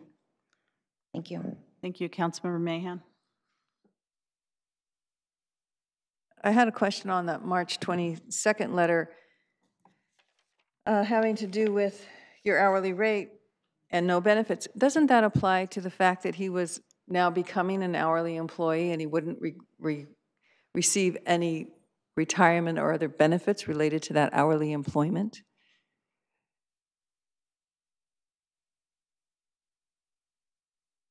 It was a necessary representation for you to be able to hire him immediately. That's that. And going forward, just like any post-retirement employee that we employ, right, that was the only he would have no retirement benefits going forward. He's not getting any other benefit. No, that he would not get any retirement benefits on his hourly contract going forward. That's the way I interpret that letter. And we have done this many a time. We had our planning director come back in the same manner. We had our fire chief come back in the same manner and work actually for years. So I believe that that's what that was meant. Now, going to the motion on March 7th, this was done in closed session, and it was reported out in open session where we couldn't entirely state what was done in closed session. I made the motion, sir. I know what I intended. I know what was meant. That's an incorrect statement. I'm sorry. There was not a report out of closed session. There's the motion in the open session. But it is not a report out of closed session. But it was made in open session, sir. And I'm not arguing with you. I'm stating what I know to be true. And this is a matter of equity and fairness. And this is a matter of testing our memories and knowing what we did and what we intended and how we wanted to treat our interim city manager, because he was never hired as city manager. He didn't have the benefits and everything else that comes along with being the actual city manager. He was an interim city manager. So he didn't have that. He was working out of class. When we were told by our HR director that there was a limitation under the Internal Revenue Code, not state law, not CalPERS. Under the Internal Revenue Code, there was a compensation limitation on how much can be counted towards his retirement. We understood, and we all agreed, it was unanimous, that the city would give him this extra, would make up that difference.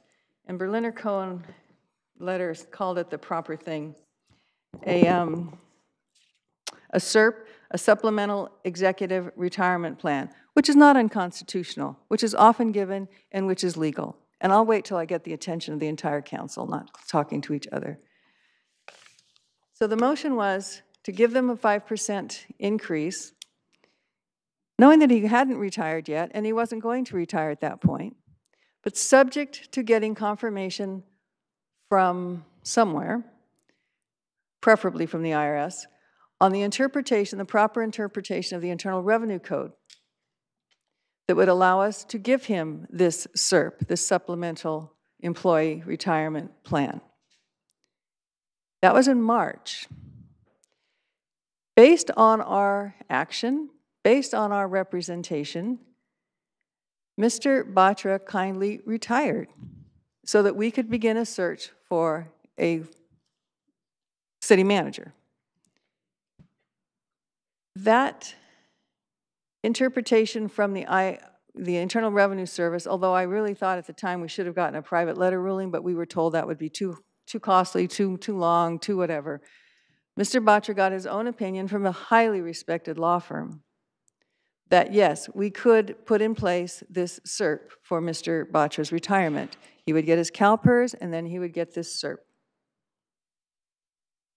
I believe that he relied on our understanding, our motion, our action, and he justifiably relied on that.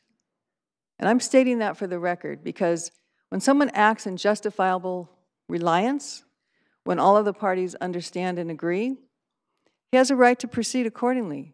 So he should not be punished, and we now cannot say, oh, sorry, we're looking at some other law, we're looking at state law to deny you what we agreed we would give you, subject to an IRS interpretation. Now, if we want to get an IRS interpretation that differs, perhaps then we have something to argue about.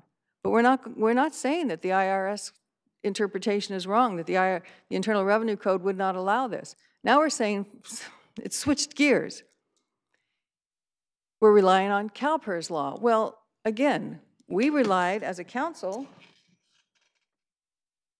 on a representation from our HR director that CalPERS said it was okay as long as the Internal Revenue Code would be in compliant with the Internal Revenue Code and the IRS would be okay with it. That's what we were told. That's what we relied on in making our decision. That's what I relied on in making my motion. And I believe that's what Mr. Batra relied on in making his decision. So for us to try to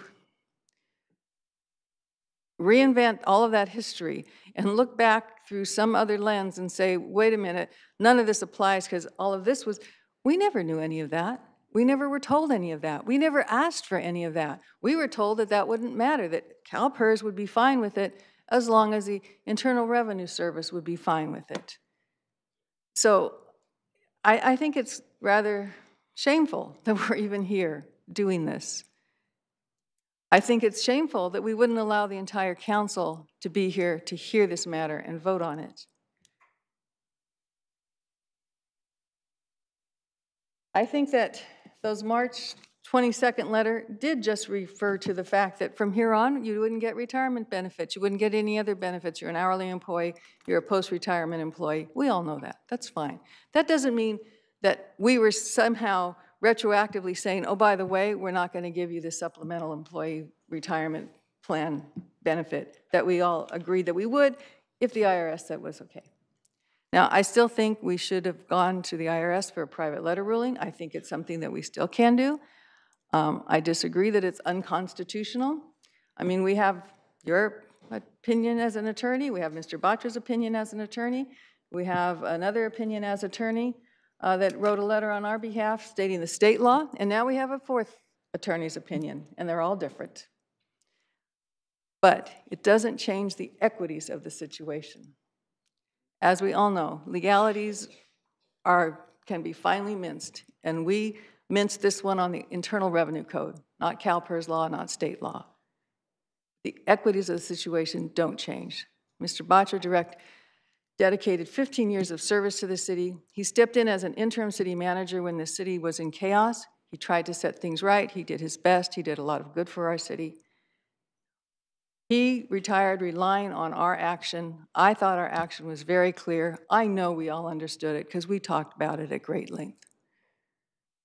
And if we go back on our understanding, our promise, what we know in our hearts was the right thing to do at the time, which is still the right thing to do now, which is something that we can do. It's something that we should do.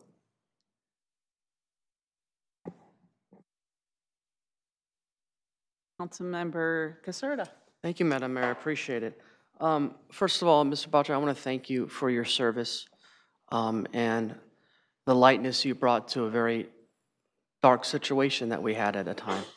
And I want to apologize the way you've been treated by the city attorney's office. I know you reached out to them. I believe the statement that you wrote there is exactly what was said, and I apologize for that. I'm really sad by that, and I'm sad that we're at this point here right now. Here's the bottom line. We have multiple legal interpretations here. The city attorney's interpretation is in one lens, and it's not sacrosanct. There's a very respected legal opinion from someone I respect a great more in Berliner Cone that says that this is legal, but I'm not getting into personalities here. The bottom line for me in one sentence, CalPERNS was fine as this as long as the IRS was. It's clearly stated by Berliner Cone in that case. Maybe we should, as Councilmember Mahan said, get clarification from the IRS. And Mr. Boucher, I'm sad that the division on this council, I think you are going to fall victim to in this vote pretty soon. I just see that's just the way it is. You've served this city, but more importantly, this is not unconstitutional. The outreach that you did to the city attorney's office and the lack of respect that you returned is shameful. The opinion that was just given and the words that were used by the city attorney about you not understanding things and how you were baffled is inappropriate for someone that was the head of this staff and has served this city so well. I want to make you whole. We all know exactly what we decided, and you are getting, unfortunately, I think, in a vortex of division and politics and just lack of consistency. And I know you're emotional right now, and you're a proud man, and I am sorry that you were treated this poorly, and then these loaded verbs that were used this evening by this city attorney. This is legal. This is not unconstitutional. We're not violating any closed session items. Just thank you for your service. Councilmember O'Neill. Thank you. Yeah, this is a very difficult thing to go through, and I thank Mr. Boucher for his service. I think I had a good relationship with him while he was here. So there's one thing about, one of the things that we're trying to fix in the city, we've done a lot of things, I think, in a not very good manner. And we're going through department by department, policy by policy, and I'm not an attorney. I have a lot of confidence in the person that we hired to be our city attorney. And I can also read what what the law says. And I think that, actually, and without violating too much about what on that day, I was actually surprised at that closed session where the conversation went, because that was not what I was expecting. And, in terms of compensation, Mr. Boucher did receive a couple of salary increases during the time that he was there. I think he was pretty well compensated. And he is getting his pension, as he well deserves. He is getting his pension from San Jose, which, as I believe, it reflects the last salary that he was paid by Santa Clara, even though he left the services city of San Jose 16 years prior. And, as I said, I was told that, well, I'll say it, the prior HR director told me that this was, in her opinion, not possible. And so at that point, I thought, the other issue was gone and put to bed, and that's why the 5%, which would affect his hourly rate going forward, that was my understanding, was that it was going to be for the hourly rate. I, for a while, was confused and thought that it was going to apply to his PERS pension, but then I remembered, and somebody helped me understand, no, it was going to be, it was under the reciprocity. And so I think at this point, based on not just, and some of this goes beyond what, some of the things that we have done that out of no ill will or no just perhaps not getting the best guidance in terms of how we should fulfill our obligations under the Brown Act and other laws. So there's that consideration, which I think is incredibly important, that we show the public that we are being good stewards of their fund and that we are complying with the law. And, part of the reason, I don't want to see us spend a lot of time on some of these issues. So I don't know when, if we want to go to the public before we make a motion. If not, I'll make a motion. City Attorney? Yeah, I mean, I can't let the statement by Councilmember Caserta go unresponded to. If the implication was that I was not acting professionally, that is entirely wrong. And all of my legal advice is based upon my best legal judgment. I presented to you entirely transparent, objective legal advice, uniformly backed up by extremely extremely respectable law firm. I deliberately went to another law firm to avoid any implication that this had anything to do with me personally. I totally agreed with the law firm's opinion, and I take personal. I take Mr. Caserta's comments as a personal insult that was inappropriate. That my legal opinion was in any way unprofessional. The reason I told Mr. Batra I was not going to talk to anybody because I had identified a Brown Act violation and I did not want to exacerbate that Brown Act violation. That was the reason I made the statement I made. It had nothing to do with anything else. Mr. Batra made some very serious misrepresentations to you. It is my duty to inform you as my client of those misrepresentations. I wholeheartedly disagree with Councilmember Mahan's interpretation of the law. I think it is incorrect, and I do not think you should rely on it. Those are my statements. I assure the folks listening at home, my fellow residents, I took this job to do it professionally. I took this job to provide straight legal advice to the council. I take great pride in what I do, and nothing I have done has been based on anything other than a neutral, objective interpretation of the law based upon more than 35 years of experience. Thank you. Thank you, City Attorney. And those, I think I concur with all of your comments of what you said. And I personally rely on your opinion because that's why we hired you, to give us the opinion. And if members of the council are unhappy with your opinion, I'm sorry for the personal attacks on you because they're unnecessary. But we're starting to get used to some of these personal attacks and name calling up here as a matter of course. And it's really unfortunate that it's happening. But I do want to say that we do respect your opinion, and that's why we hired you. So thank you very much for making those comments. Your package to us and your information is nothing but professional. Thank you. Councilmember Mahan. Yes, thank you. I wanted to clarify one thing for the record. When we made this motion and we directed the HR director to work with the interim city manager to answer this question, the question presented by Berliner Cohen and answered in Berliner Cohen, and the question that the council was indeed seeking an answer to was this.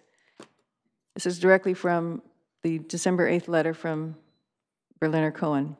The question essentially is whether during your retirement, the city of Santa Clara can pay you the difference between 1, the maximum amount of compensation allowed for certain types of retirement plans under the Internal Revenue Code section 401A17, and 2, your salary at the time of retirement.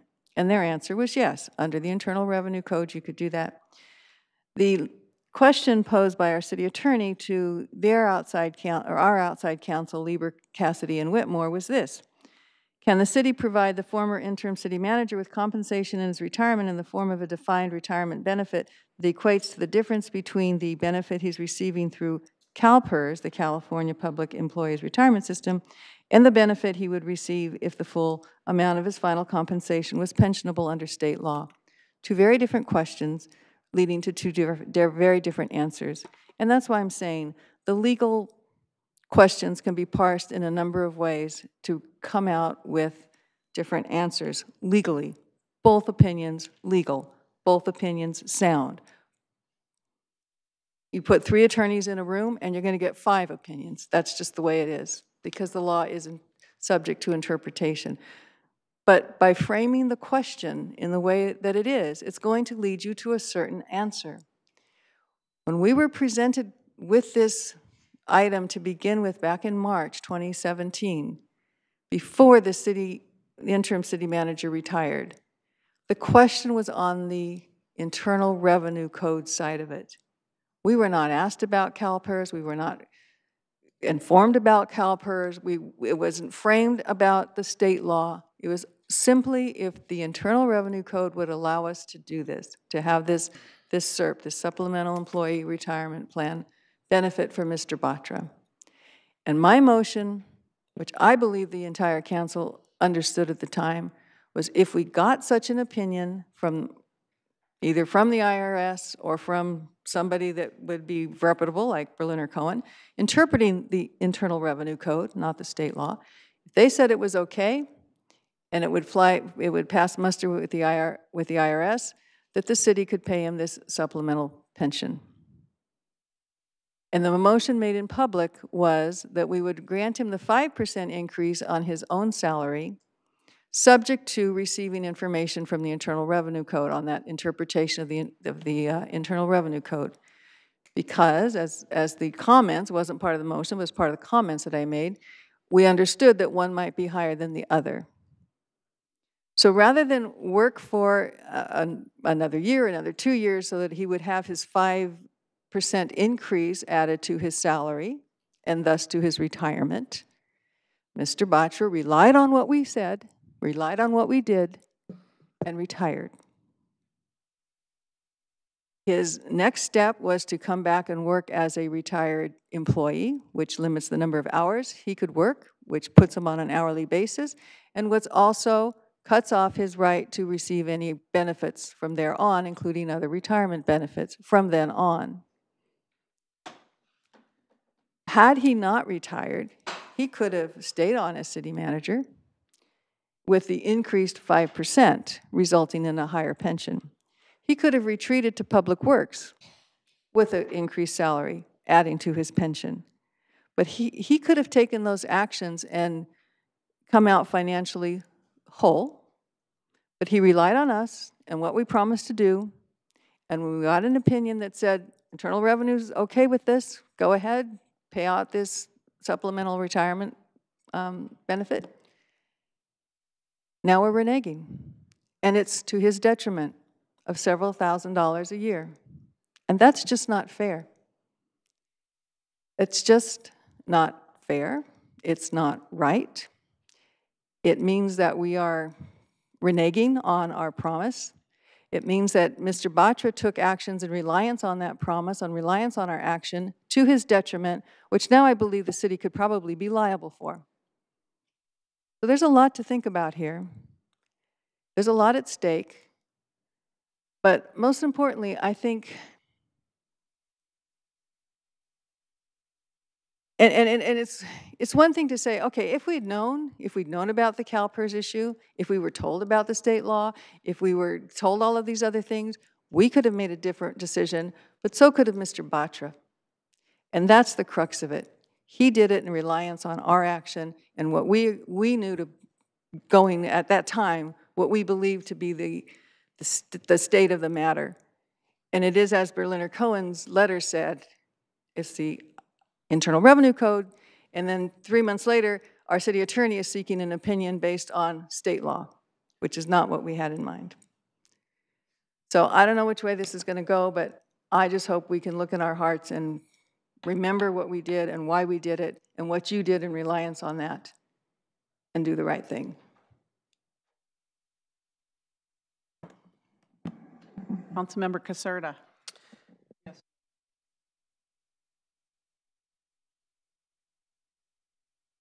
Thank you, Madam Mayor. This has been brought up by you but multiple times somehow that council members on this dais that disagree with someone or question authority is somehow unhappy. I'm as happy as a lark this evening, okay? I'm not making any personal attacks. I'm stating facts, and the facts are clear as day. There is different legal opinions here. The city attorney has a legal opinion. A couple distinguished law offices that he's hired agree with his opinion.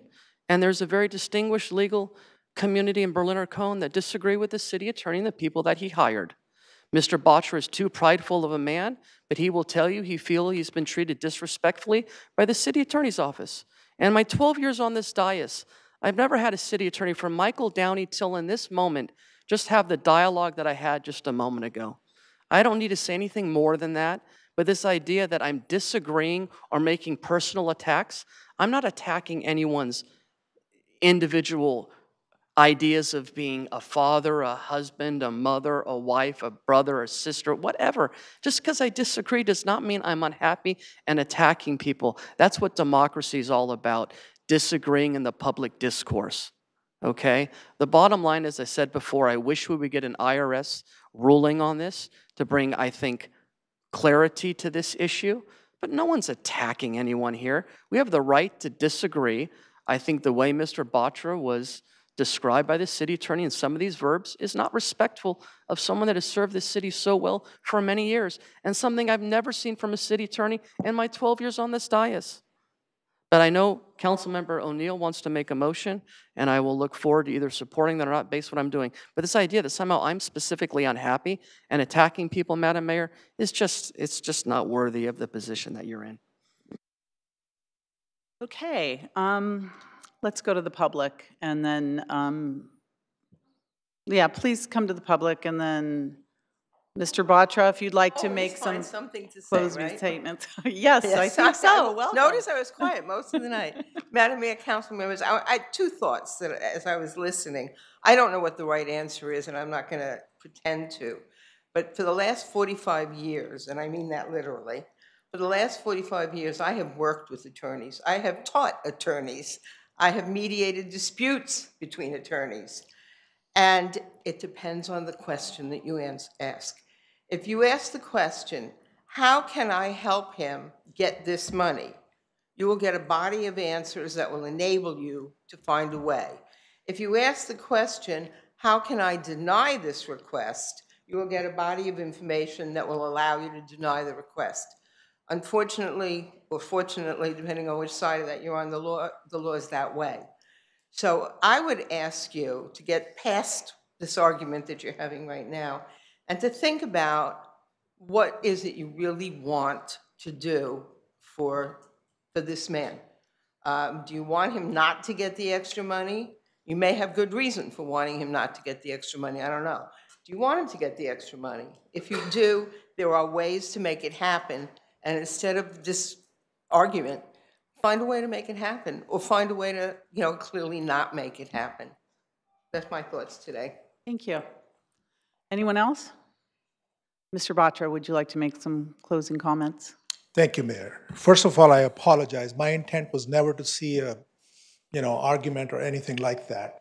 But please understand, I mean, this is it's not a legal issue. I know you're all talking about legalities and everything else. It's just a matter of fairness. And I think Councilmember Mahan correctly pointed out, and I tried to do that in my presentation as well, I relied on your action. If you had denied it, I wish you had denied it. We wouldn't be here. If you had denied in March, I would have continued as city employee. Without anyone's approval, I would be getting my service credit, which accounts to same or more. And then I also wanted to answer Councilmember O'Neill's questions, just for clarifying. This 5% didn't play into any of my retirement benefit because, number one, it was for 2 weeks. As most city staff knows, they always take the last single highest year. You have to work the full year to get that benefit. 5% didn't get me anything. You can take that money back. I didn't even request that. It was HR director. As far as working as the annuitant, not as a consultant, I did to help the city. I could have walked away based on your approval of that benefit. I could have retired and done something else. I wanted to help the city until the new city manager was selected. So don't punish me for that, please. It's not a legal matter. It's not a political matter.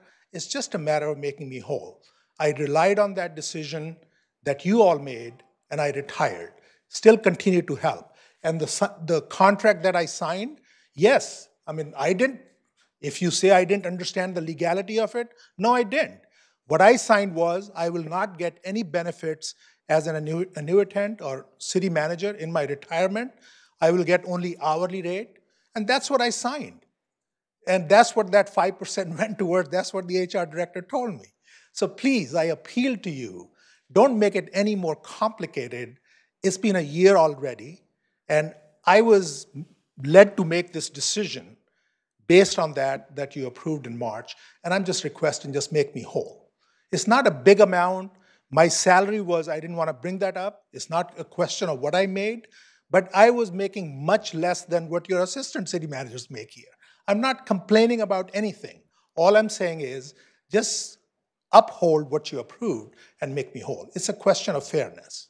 Thank you. Thank you, Rajiv. Vice Mayor Watanabe. Thank you, Mayor. Councilmember O'Neill, you wanted to make a motion? Yes. I move that we deny the request of Mr. Batra. Motion, is there a second?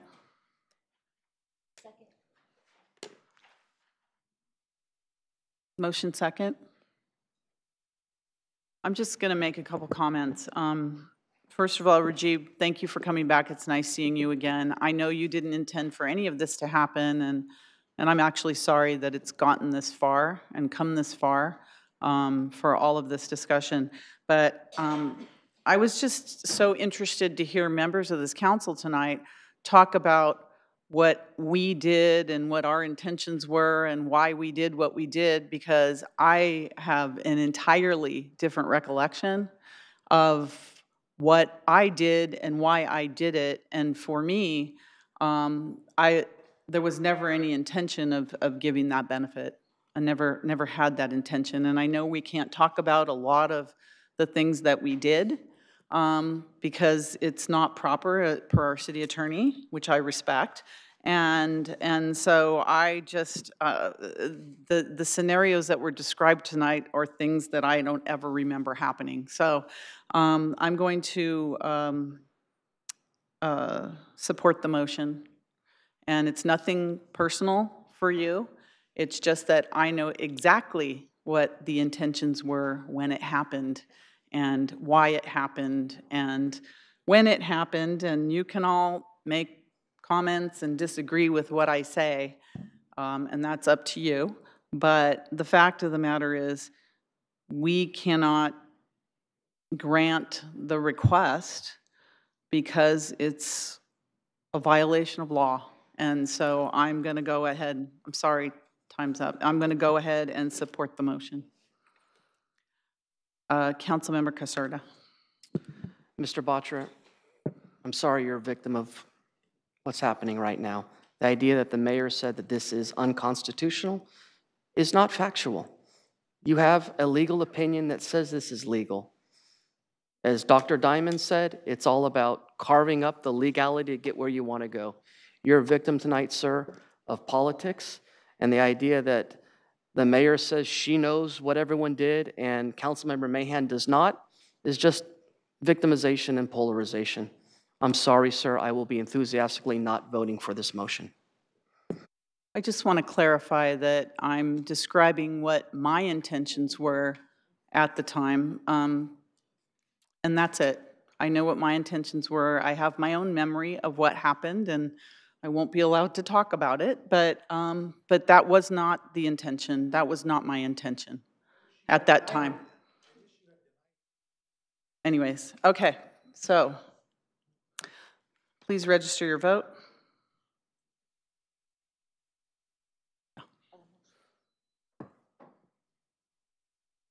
And the request is denied 4-2.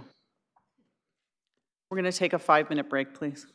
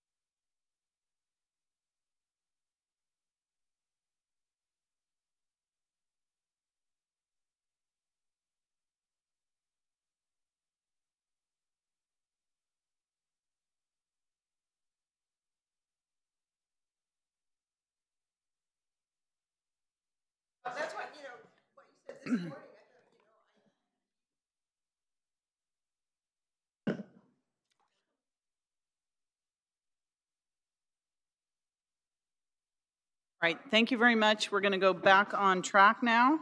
Next, we have a written petition received by Vivek Kandalawal, opposition to proposed traffic lights at the intersection of Prune Ridge and Cronin. Are they here this evening?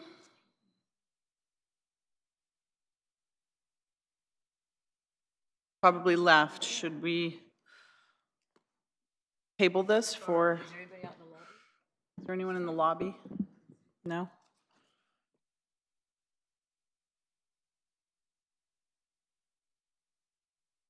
You can decide or you can defer it.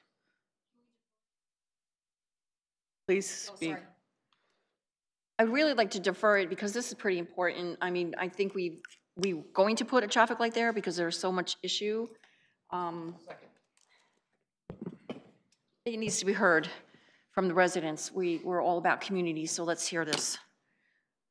So can it go to another, no date, we'll just move it. Can you please, okay, that's a continuance and work with the applicant, work with the to see what meeting date they would be available. Okay, so motion to continue this. Please register your vote. Oh, okay, no, we know them. All right, and that passes 6-0. Thank you. The next is we need to open the public hearing for the municipal fee schedule. So the public hearing's open and there's a request to continue this. City Manager, do we have a date on that? May 8th. To May 8th. Motion to continue it to May 8th and a second. Please have a register our vote on that.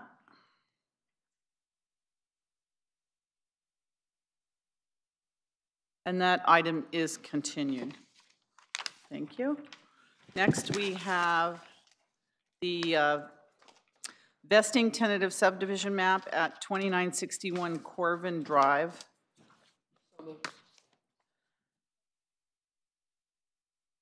It's a public hearing. So, is the applicant in attendance? Would you like to say anything? I see this and it's this at the same Jonathan. time, so I'm yeah, not he's sure like, which one to my look gosh. at. Welcome. Yeah. Thank you, Mayor and council members. I'm Jonathan Fern with Summer Hill Homes. Don't have much of a presentation. It's just the approval of a vesting tentative map today. So we have, if you have any questions, we're certainly here to answer them. But other than that, there's no presentation. All right. Is there any council members? Any questions? Moving a map. Any member of the public? Okay, there's a motion to close the public hearing. Okay, please register your vote on that. That passes unanimously to close the public hearing.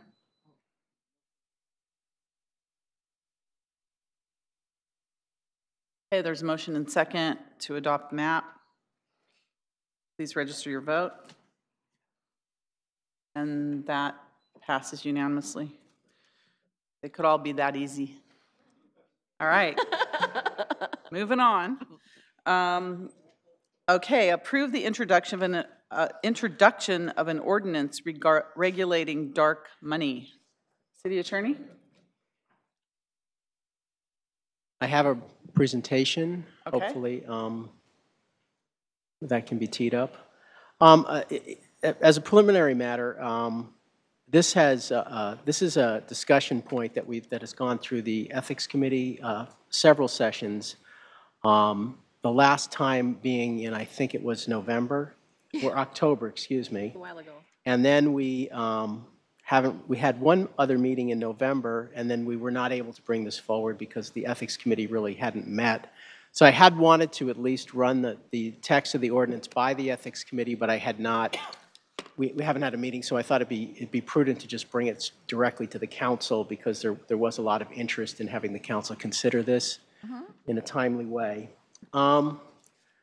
So let me just briefly go over the existing state regulatory structure. Obviously, you're all well acquainted with the Political Reform Act. That's the statutory scheme, We have a Fair Political Practices Commission, which governs questions regarding campaign contributions, as well as other conflict of interest and other issues. And then you have the FPPC regulations.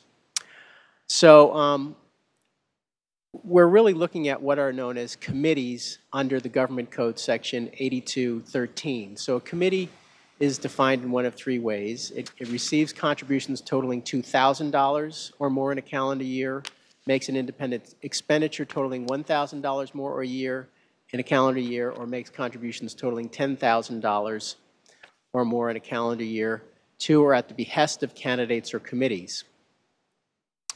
And then you have something called a recipient committee, and that's any entity that qualifies as a recipient committee. So if it receives $2,000 in contributions, must report the identity of all contributors of $100 or more. So that's the basic scheme under the state law. So contribution means payment for political campaign-related purposes. It does not mean any and all donations per se. Then we have this other creature under state law, Section 84222 of the Government Code. So this is what's known as a multipurpose organization. So a multipurpose organization is defined as something that's not registered as a PAC, a political action committee, at the federal level or in other states. And if you're a multipurpose organization, only certain donations are treated as contributions that count against the $2,000 limit, which would then trigger the disclosure of the $100 contributions or more. So donations raised for the specific purpose of making political contributions or expenditures, donations received subject to the donor's condition that they be used for political contributions or expenditures, and donations that are not given for the purpose of making political contributions or expenditures, but with regard to which a subsequent agreement is made with the donor to use them for such purposes. So if, you know, for want of a better term, a multi-purpose organization is considered somewhat of a community educational kind of organization, but if they spend $2,000 towards a political purpose, trying to influence a campaign, then that could trigger the requirement to disclose the contribution to the multipurpose organization. So what we normally consider, that's what I was talking about. So under state law, if the $2,000 threshold is crossed by using funds falling into one or more of the political contribution categories, it must report its donors, or if it makes political contributions or expenditures totaling more than $50,000 in a 12-month period or $100,000 in a period of 4 consecutive calendar years. So it's either or. So if they spend $2,000 that's specifically earmarked for a campaign purpose, or if their total contributions of political contributions to PACs exceeds $50,000 in a 12-month period, then that could trigger disclosure requirements under state law. So being a smaller community, smaller amounts of money do make a difference here. And so we're finding that the state regulations are not picking up on some of the things that appear to be used for political purposes within our local campaigns.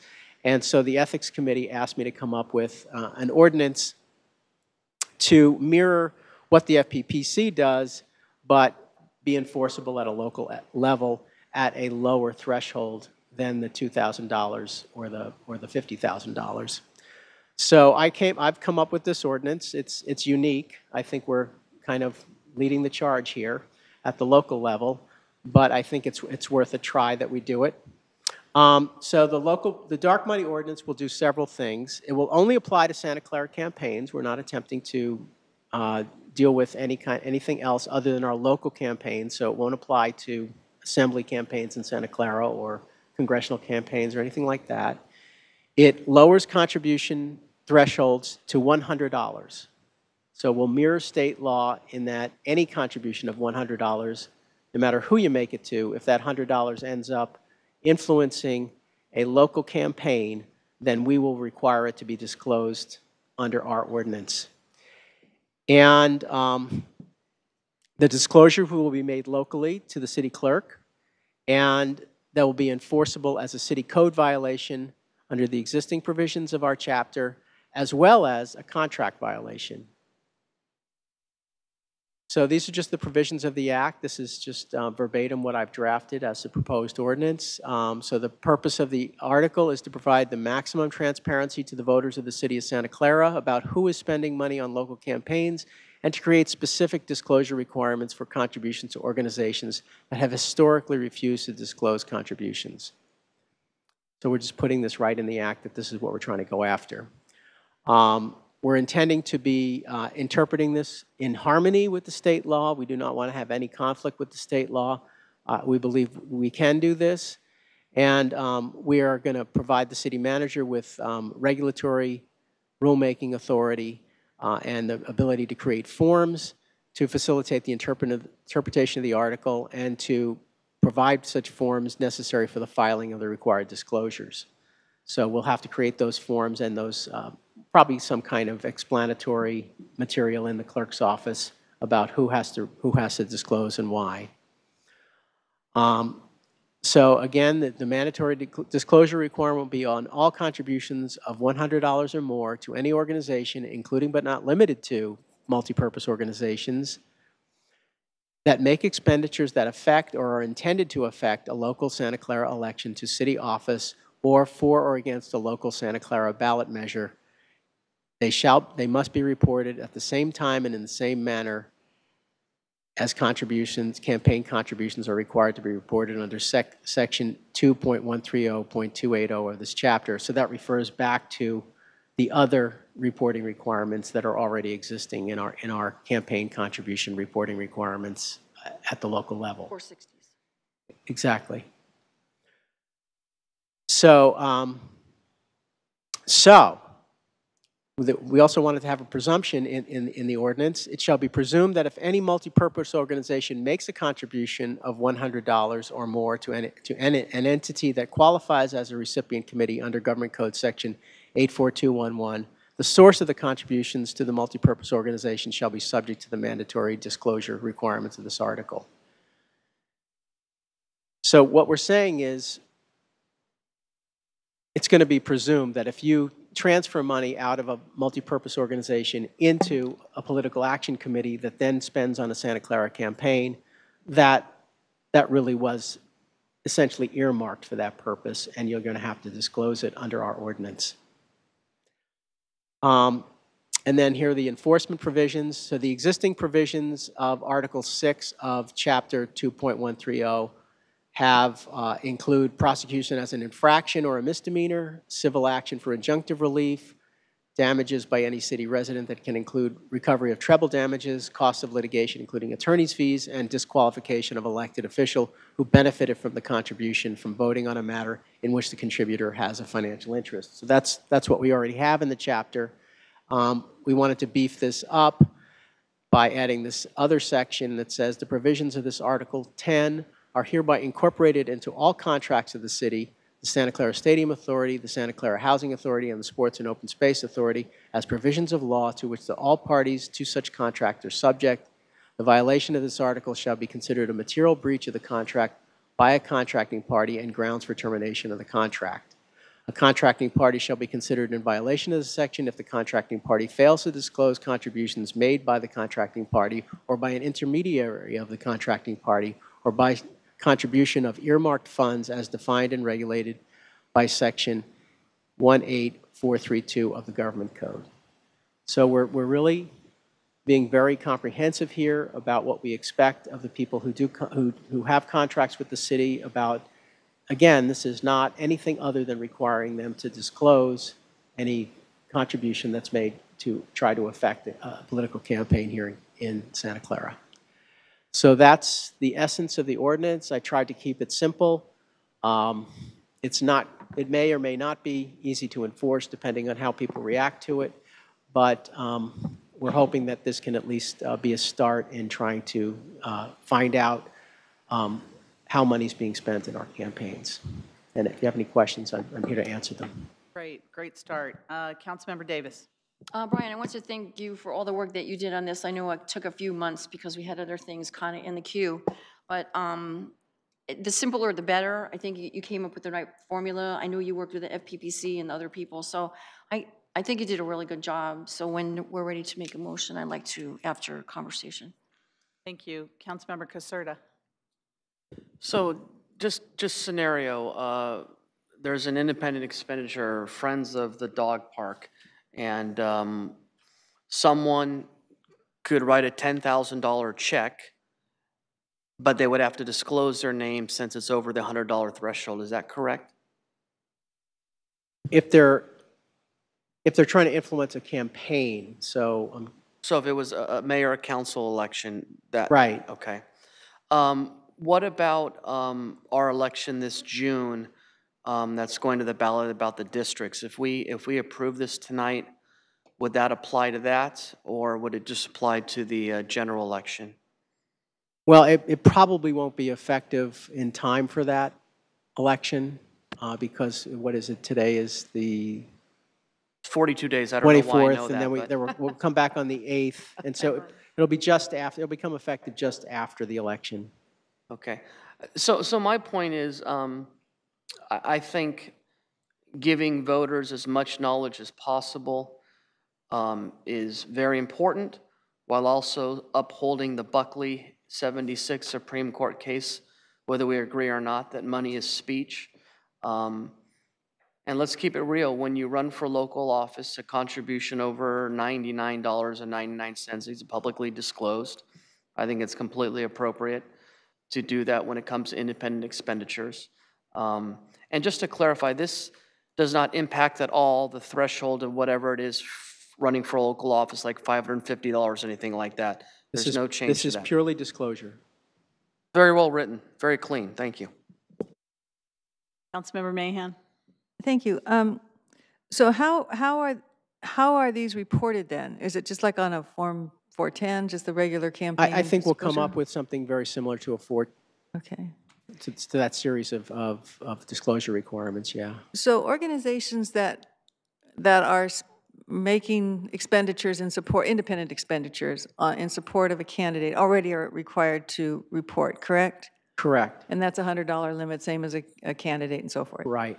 So this has to do with that link between contributions coming into an independent expenditure committee or even to a recipient committee? It's really designed to get at the whole multi-purpose organization. This, yeah, it appears that people are using the $50,000 limit threshold to get out of having to disclose, because the PACs, the true political action committees that don't qualify as multi-purpose, they have a much lower threshold when they have to report their contributions.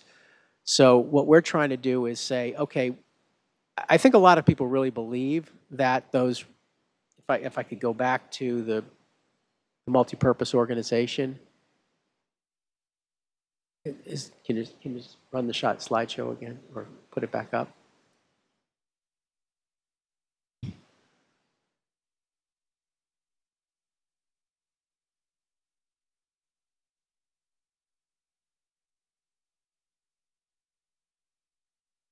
Go backwards. Okay.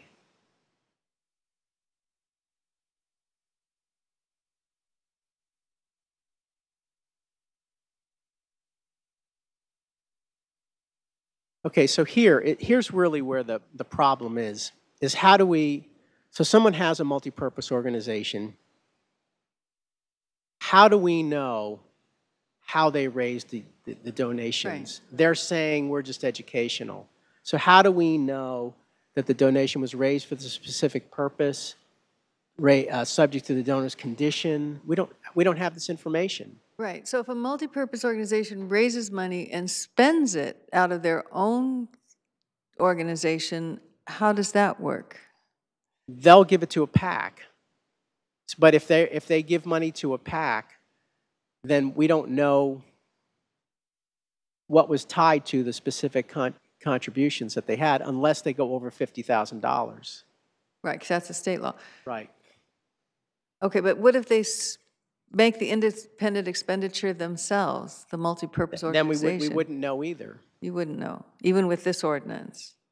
Well, we'd have to get some information about where it came from. Obviously, to find any violation, we'd have to get some kind of factual knowledge. But we're hoping that. So I get the money flowing in, but what, Right. what I'm trying to get to is how does this help the situation where a multipurpose committee under state law that could, not exceed the $50,000 limit, if they raise and spend the money themselves on an independent expenditure, what reporting requirements do they Under have? our ordinance, they would have to report any contribution over $100. Because they're spending in our Because election. they're spending it on our election. Okay, so we're treating multipurpose organizations as an independent expenditure committee, so Essentially, we're saying we don't really care. We're not interested in these limits in state law. We're saying locally, if there's any expenditure that we can trace back to an organization that was made on a local campaign, then we get to look at any we're going to presume that presumption that we put in our ordinance is designed to say, you could overcome the presumption, but the presumption is there. So that's the whole idea of me putting that in there, was to say,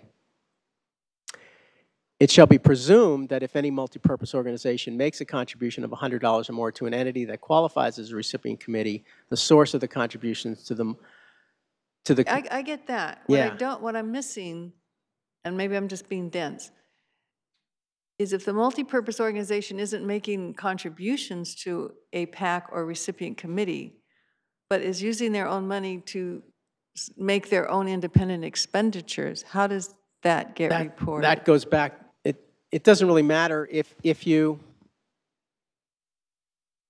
so this is where it doesn't matter whether it was to the multipurpose organization that spent the money or not. It's just any contribution to any organization that makes expenditures that affect or are intended to affect a local Santa Clara election shall be reported in the same manner as a campaign contribution. And that essentially is a 410 form. Right. Disclosure so forms, we'll campaign come up disclosure. with a local 410 form for them to report this. Okay. So they'll have a duty. I'm not saying that's going to be very easy to enforce, especially if people are trying to get around it.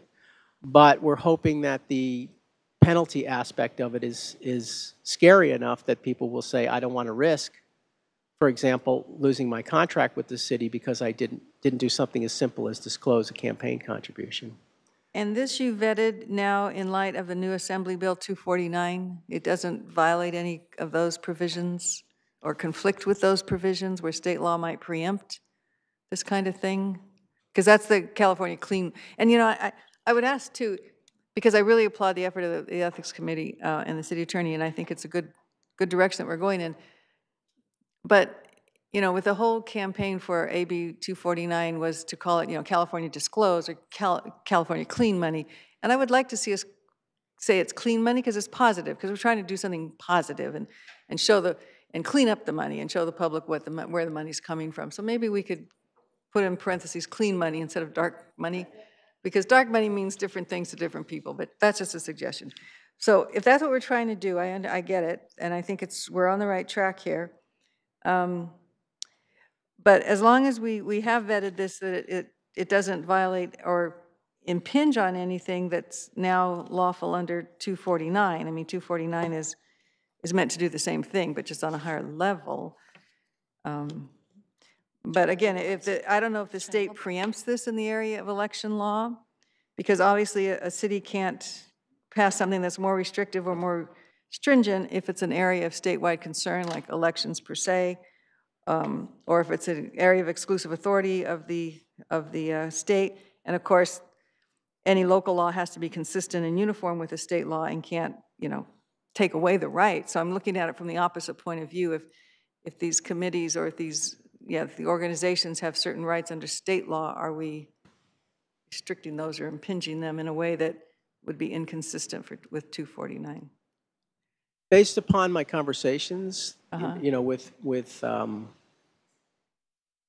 with the FPPC, some with former FPPC people, they do not believe that this would be preempted by state disclosure requirements. I mean, we're not we're not being less restrictive, we're being more restrictive, and we are a charter city. So I think we have a very good But standing. that's just the point where it might be more restrictive, and that's Well, what you can't allow. and then if but- someone, you know, if someone wanted to challenge us on a preemptive. Well, if you've got an preemption opinion ground- from FPPC, I mean, that's good. Have they put an opinion in writing? No, I don't. And we could send Yeah, this we ordinance could. up to the FPPC and see I would if they like have to a. protect yeah. ourselves. I'm not saying that we should hold this up, but, you know. Yeah, no, we in due could course. send it up to them as well. Yeah. Yeah. And then the contract requirement, can that be imposed retroactively on existing contracts? We had this problem years ago when we had a garbage vendor that violated state laws, and anyway, long story short, from then on, we inserted an ethics provision that if the owners were convicted of a crime of moral turpitude, the contract could be voided. But we had to do that going forward. We couldn't retroactively impose it on existing contracts. We're not amending the contract. What we're doing is simply enacting a new law, and we're just putting people on notice that just like you have to obey all laws, That I get, but Yeah. go to that slide again. Maybe I misunderstood it, because I thought you said it would be in the contracts. No, I'm not going to change the text of any contract. We'll be Oh, relying on the provisions of the contract that say you'll have to obey all laws. Okay. And this is just one of them. It says the provisions of this article are hereby incorporated into all contracts. So that's different than saying all contracts are subject to this as any other existing laws. So I read that to mean by incorporated means you are inserting it into a contract, which does change the terms of a contract. Slightly different from saying you have to obey all the laws, and this is one of them. Well, I just wanted to make it very clear to people that had contracts with the city that this is one of the local regulations that we would expect you to. I don't see how someone could argue that if I just left that out and said, you know, or changed the words to say the provisions of this article are hereby intended to be a local law that all contractors must obey. I mean, it's the same thing as saying, you know, if we passed a law saying. Right, you have to pay minimum wage, or you have to pay $1,500. Right, you know, I mean, it's the same. Yeah, so maybe and I figured, you know, if somebody wants to challenge the law as a contractor, then we've done our job, because then we know that they haven't disclosed in accordance with the law. Great, so. and I understand the intent. I'm just suggesting that perhaps that language could be a little refined, just as you suggested, to show that that's what it is. It's not really being incorporated into a contract. We're not forcing it into a contract as a contract provision. We're just saying you're subject to this law like any other. You know, if the council so desires, we could amend the text to read the provisions of this article are intended to be provisions of law to which all contracts of the city are subject. Yeah, I think that makes it clear, and perhaps avoids us from getting into some hot water with the language. And this comes back for a second reading, right? This will come back for a second reading. Okay, then I would just make those suggestions. Okay. Vice Mayor Watanabe. Thank you, Mayor. Thank you, Brian, for putting all of this together. It looks good to me. I mean, I know this is an important issue right now, not just here, but, you know, even just all over the country. I was reading an article the other day where in New York, a young assemblyman put together a bill because he was being attacked. And so they put something together to make sure that people who put, you know, negative ads out, you know, that they have to disclose who's doing it and everything. So I think it's an important issue right now, and I think this is just very timely and perfect timing, and so I thank you for doing it. Thank you, and City Attorney, I want to thank you for doing this, and I think you said something that, you know, we're going to pave the way, we're going to lead the way for this, and we were one of the first cities I know of in this area that experienced dark money, which is what I want to call this, a dark money ordinance, because that's exactly what it is, in the last election. And it shows that at a local level, the amount of $50,000 can make a big difference at a local level. And so Blue Pack was the example of what happened in the last election. And I know many people still question who's behind Blue Pack, but with this ordinance, we'll find out. And so I think, fair enough that everyone should be subject to this, and we're paving the way, and I hope other cities take this on as well, because I think dark money is going to start infecting other cities like it has Santa Clara, and maybe they can look at our example in terms of, demanding transparency and cleaning up political money in the city. So I think it's fabulous, and I want to thank you for putting this together. It's creative, it's leading edge, and I hope to share it with other communities around Santa Clara. So thank you. All right, is there any member of the public wanting to speak on this issue? Please come forward. Seeing none. Motion to approve? There's a motion to approve and a second. Jennifer, if you'd like to, when you can, please register your vote. And that passes unanimously. Thank you again, City Attorney. And Ethics Committee, thank you very much. All right, next we have the action on the Santa Clara Stadium Authority Auditor appointment, and this is a Stadium Authority item. Executive Director. So we'll start by presenting the Part 9A, which reflects the action that the Stadium Authority Ad Hoc Committee directed that I bring forward to the full council. We met on March 20th, going by memory here, and we presented a couple of different options with respect to the appointed auditor. And what this was following was action to amend the agreements, where the agreements recognize the role for a Stadium Authority auditor. And as part of the discussion, we presented a couple of options of how to implement the Stadium Authority auditor. And the auditor has two functions. The first is their sole responsibility is to either initiate necessary audits or and to support the independent financial audit. I'm wondering.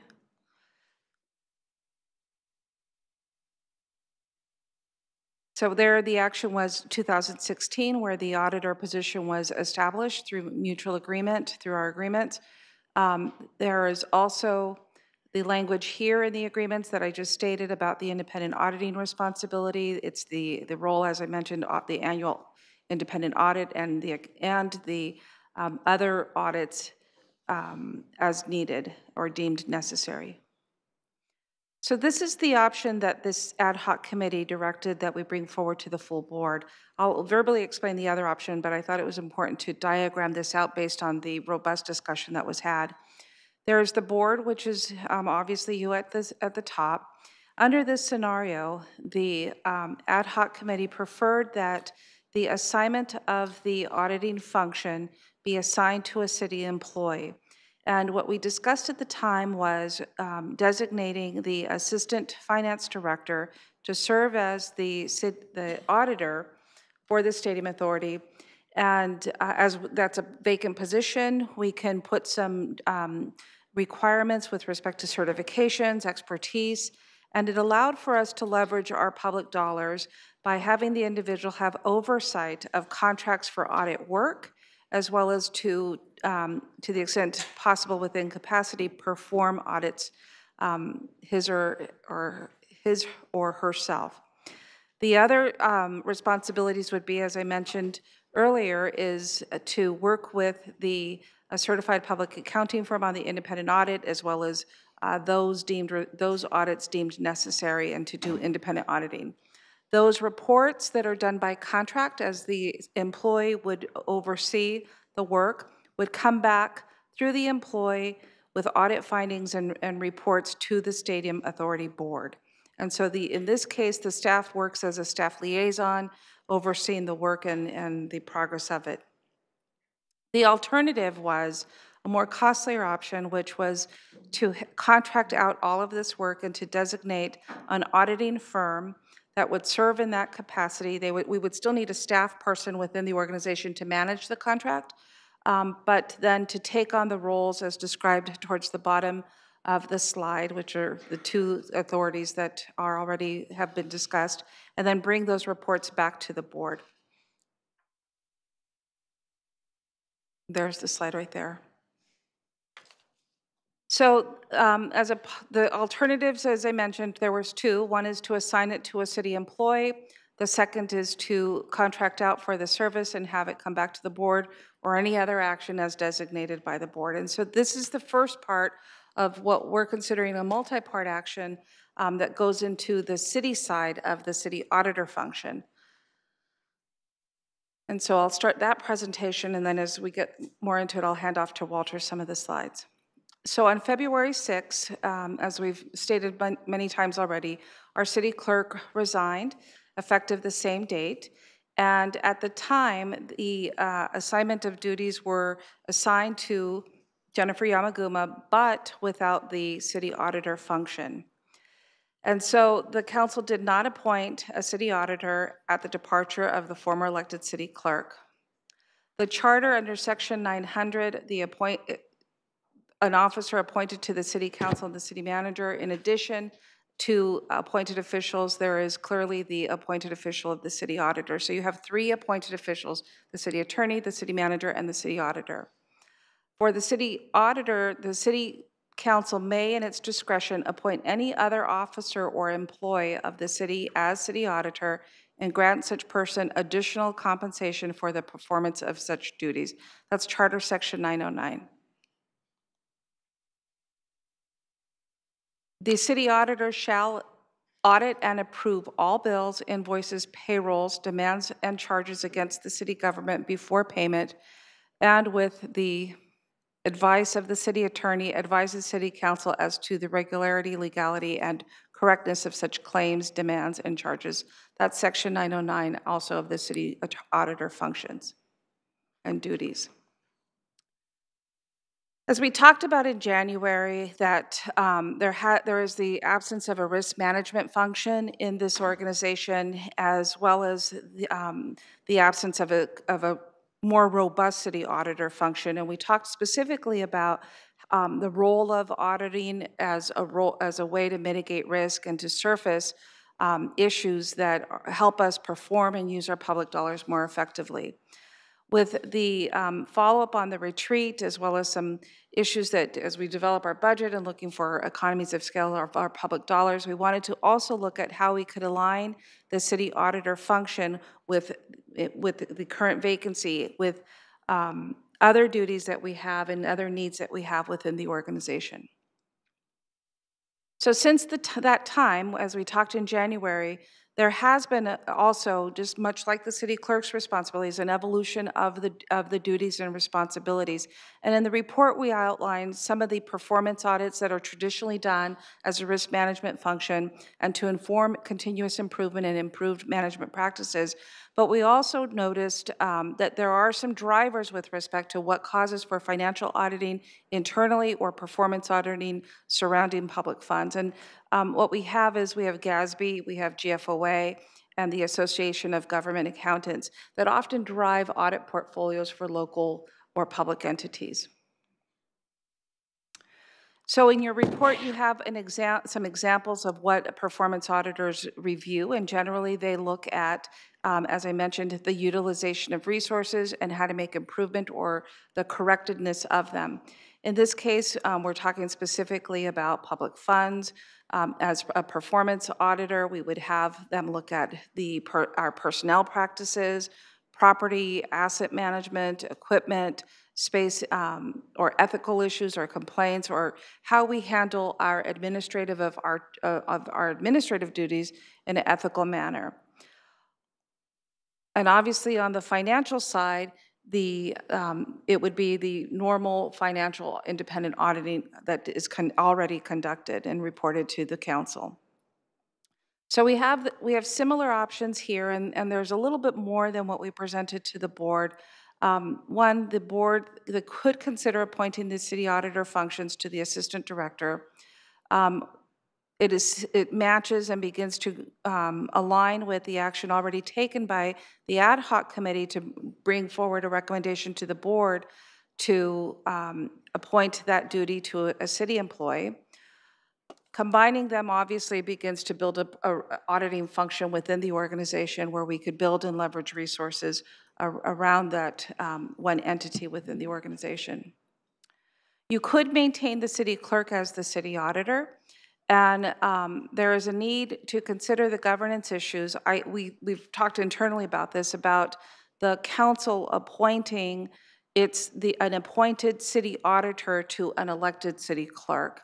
And we would want to make sure that if that would continue, that we would look at bright lines of governance and the separation of any issues that surface with an elected city clerk holding a council-appointed city auditor function. We also want to, much as the council entertained issues around training and professional expertise, to focus on, with the need that has already surfaced in the organization, that the individual be trained and certified, and that it would be by far more expanded to the transactional auditing functions that are listed in the charter, so that we have better organizational needs met. Council may also want to revisit the stipend amount allocated to the former city clerk and assure that the duties are not delegated to clerical staff that lack the required training. On the monthly stipend issue, what we wanted to bring forward for the council is that the duties of the appointed city auditor were assigned and delegated to city clerk office clerical staff. The previous city auditor received a monthly stipend for the city auditor function started in 2006. The amount of the stipend was roughly $1,873 monthly, and we just want to validate with the council whether it should be adjusted, or given that it was delegated to clerical staff, whether it should be eliminated, or how would that be handled as we move forward based on your policy decision. So you have a couple of options, and I know it's late, and we're certainly here to answer questions, but let me just run through the number of options that you have. You can take no action and maintain the status quo. You can direct staff to return with an ordinance repealing section 2.20050, the performance of city auditor functions, which is in your municipal code. And if you are in agreement with the ad hoc recommendation, have it assigned to the city employee, which we've designated as the assistant finance director. You can direct staff to return to the city council for the appointment of the city clerk as city auditor once the city clerk position is filled. We'll ask that you adjust or affirm the city auditor stipend of $873 per month. Appoint any other officer or employee to serve as city auditor. Obviously, it's your prerogative as to who you want to make this appointment to. Or you could direct staff to assemble a city auditor panel, much like what we did for the city clerk, to learn more about the position before you take action, and as well as any other action determined by the council. So we're here to answer questions. That's a lot of options there are for a lot this of, time you have of night. a lot of work to do. So I wanted to ask, is the number 2, did that come out of our audit committee? Is that the recommendation that came out? The ad hoc committee took a similar action where the ad hoc board members advanced to the board a recommendation that a city employee be appointed the board auditor position. And that's the assistant finance director? Yes. And so this item number 2 is interpreted on the city side and reflected as a recommendation. Okay, thank you. Questions from the council? I have one. Member Davis and Councilmember O'Neill. City Manager, I just had a quick question. We were looking at this adjunct auditor. I think there was in a goal-setting thing a while ago. So if we took direction on number 2 to direct staff to return with the ordinance repealing the one section, but giving the auditing to the assistant finance director, would we be in line with some of the goals that we had for the goal setting? I mean, I was wondering how that all kind of packaged together. So since January, we've actually taken some proactive measures. Staff are actively getting certified and trained. They're signed up, and I want to thank Angie for the leadership that she's taken in designating the right staff and putting them into the appropriate training. As part of our proposed budget, you will see a line item for auditing functions so that we can have, as you did in the board budget, you can have a line item for audits as directed either by the council or the board to follow up on performance management issues. You'll see the same as we release the budget over the next couple weeks. So we are slowly but surely starting to build up audit functions within the organization. Okay, so I guess in my mind, I think that number 2 would probably be a good policy alternative for what we have right now. Because if you're building up people to understand the audit position within the city, and you said you do have this within the budget to do, so the assistant finance director would be able to handle this and other things like stadium and... The position is vacant, and so it's up to us to look for the skills and talent and what we define as ready to fill the duty of assistant finance director. We can look specifically for someone willing to become certified or someone who is already certified. Okay. That was my question, because I don't think that we had a person that had that audit world. I think we were just kind of living on the CPA world. So, Brian? I just wanted to point out one other advantage of repealing that code section, because it requires an ordinance amendment to change who the city auditor is. And if you look at the predicament we're in now, we don't have a city clerk. So by having an ordinance that requires it to be the city clerk, it makes your decision-making process about who should be the auditor that much more difficult. And so I would suggest that whoever you appoint as a city auditor, and there's only 3 council appointees in our charter: city manager, city attorney, and city auditor. Okay. Those are the 3. So I suggest you keep it on that level and not put it in an ordinance with whatever you decide to do, because it makes it much harder to redesignate who the city auditor is, and because at this point, no matter what we do, we still have to pass an ordinance which will have the effective date, time in it, and all that. So I really would suggest that whatever you decide to do, you take it out of the code using an ordinance as the appointing process. Okay, just to keep it clean. Just to give the council, it's kind of giving council back its discretion. Okay, thank you. Vice Mayor Watanabe. Thank you, Mayor.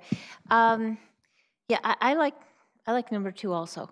I mean, I read through some of the materials, you know, the history of the position that was attached to the memo, and it just seemed like the way I was reading it that nobody really was assigned to the position in the past. I mean, somebody stepped down or resigned from the position, and then it was just assigned to somebody who wanted it. That not that they were necessarily, you know, qualified for the position, but you know, they took on the position, got an additional stipend, and that's how it's been following along. That's the way I read it, but it just seems, you know, with moving forward and wanting to get all the, you know, the proper duties assigned correctly, this is a good way to do it. And so I like number 2, just to get it in line.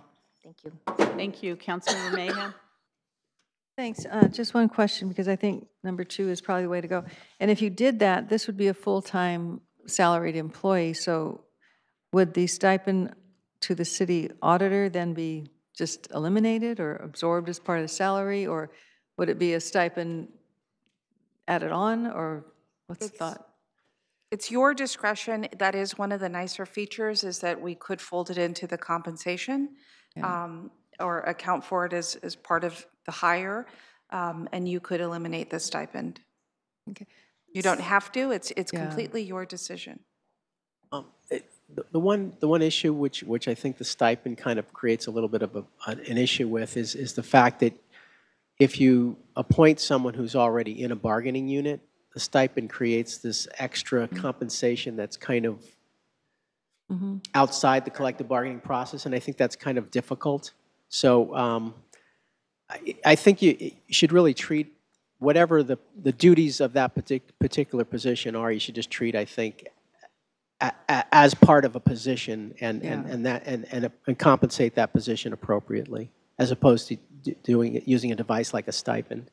So then if I were to make a motion to direct staff to return with the ordinance, repealing the section on the ordinance and so forth, number 2 essentially, and include that the stipend be eliminated from the position since it would be a salaried position, would that be an appropriate motion then to encompass both of those things? That would be consistent with what the board ad hoc committee recommended. There was no stipend attached to its recommendation, just purely appoint a city employee, and we talked about the assistant finance director.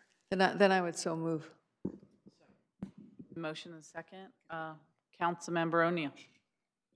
Thank you. I just wanted to clarify, so, you know, we did have we discussed this at the ad hoc stadium audit committee, and and we talked about some of the functions and the definition of what a performance audit is versus another audit. And so obviously, some of these duties, or some duties would be incorporated into actual auditing duties. This doesn't preclude, or would this position, this audit position, could they still suggest at times that, you know, their opinion would feel that a performance auditor might be needed? Would that be something that this person would do? Yes, this person would work with you to put an audit work plan in place. So in this case, the city attorney and I would remove ourselves from that conversation. It would be a conversation between your appointed individual, and you would direct a work plan, you would direct the resources that are needed, and we would come back with the budget action required.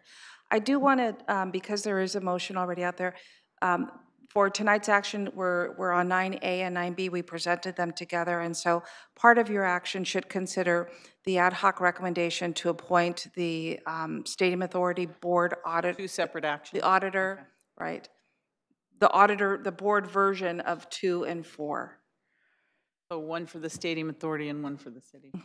So we can do the Stadium Authority first. Is that how they are on the agenda? 9A is the Stadium Authority, and 9B is the City Council.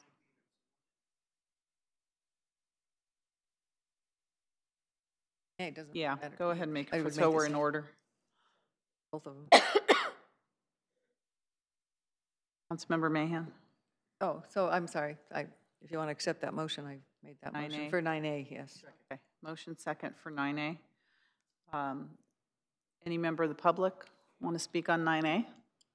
Okay, we could register our votes when we can.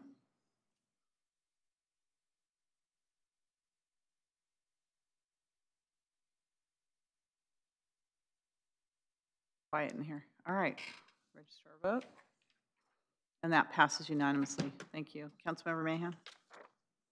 Oh. That was Stadium Authority Member Mahan. Now it's Councilmember Mahan. So, 9B. same motion for 9B? Yes. Is that what's in order? Okay. Okay, any member of the public? Okay. Please register your vote. Passes unanimously. Thank you, and thank you very much for that report. Okay, next is discussion and council direction on assigned responsibilities and commensurate salary options for elected city clerk. I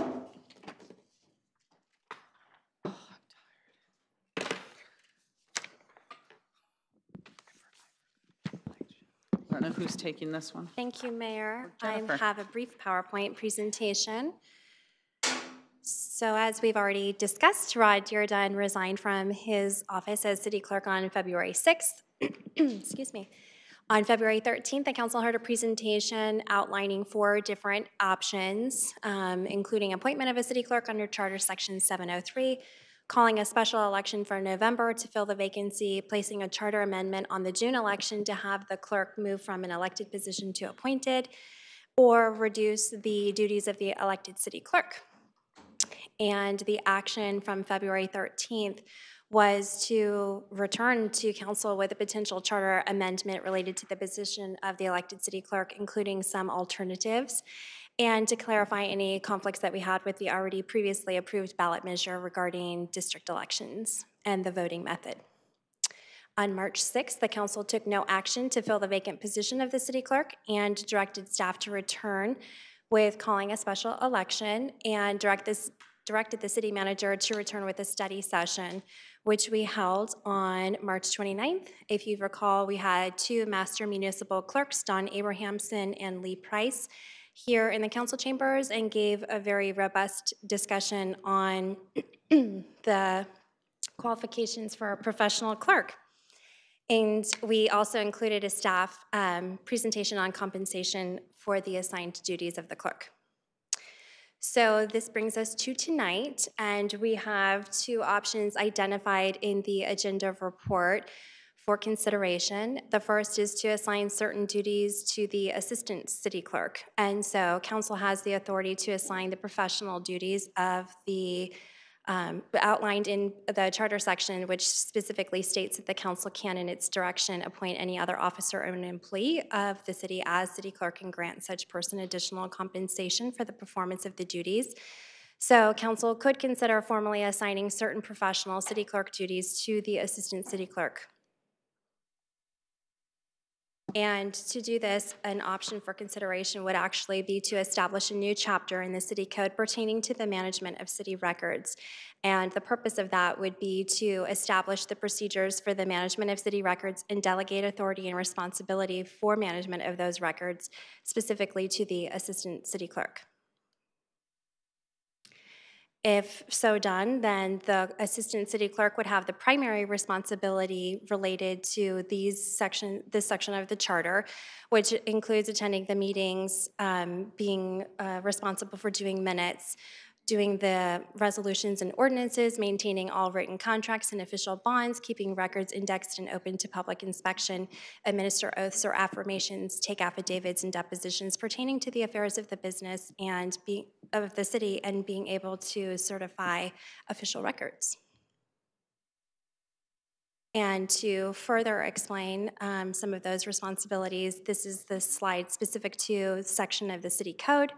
And the assistant city clerk would have the primary responsibilities for recording and maintaining a full record, publishing and attesting to official notices, again, administering oaths or affirmations, issuing certified copies of official records, recording the rights, titles, and interests of all real properties acquired by the city, handling council correspondence, preparing agenda and supplemental material for council meetings with the city manager, and being responsible for duplicating records.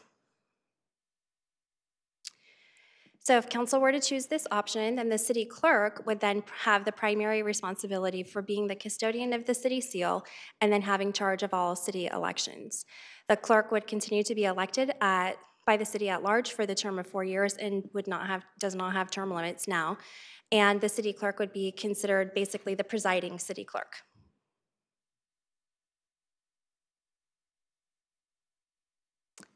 Compensation, if the council has a few options if they selected option 1, and you could consider having the elected position be commensurate with the current council member stipend. And so this was just a suggestion to keep things simple. And so you could have the compensation aligned with the council member stipend, which is currently $2,000 per month. And if that was the desire of the city council, then we could bring back an ordinance that would specifically include the city clerk as part of the salary setting commission, which does, as you know, review the mayor and council member salaries every odd year. Or you could direct the city manager to direct the Human Resources Department to conduct an analysis and return with a salary range commensurate with those duties, which, like I had mentioned, is really custodian of the city seal and being the elections official. I'll note that the assistant city clerk salary has already been set to reflect a high level of primary responsibility, so there's no change needed for the salary, and much like what we just discussed, the assistant city clerk position is actually currently vacant, so that is something that we would take into consideration as we vet all of the candidates. Option 2 would be to not assign the responsibilities to the assistant city clerk, and so you would take no action to do so. And whoever is elected to the position of a city clerk would have the primary responsibility for all aspects that we just went over.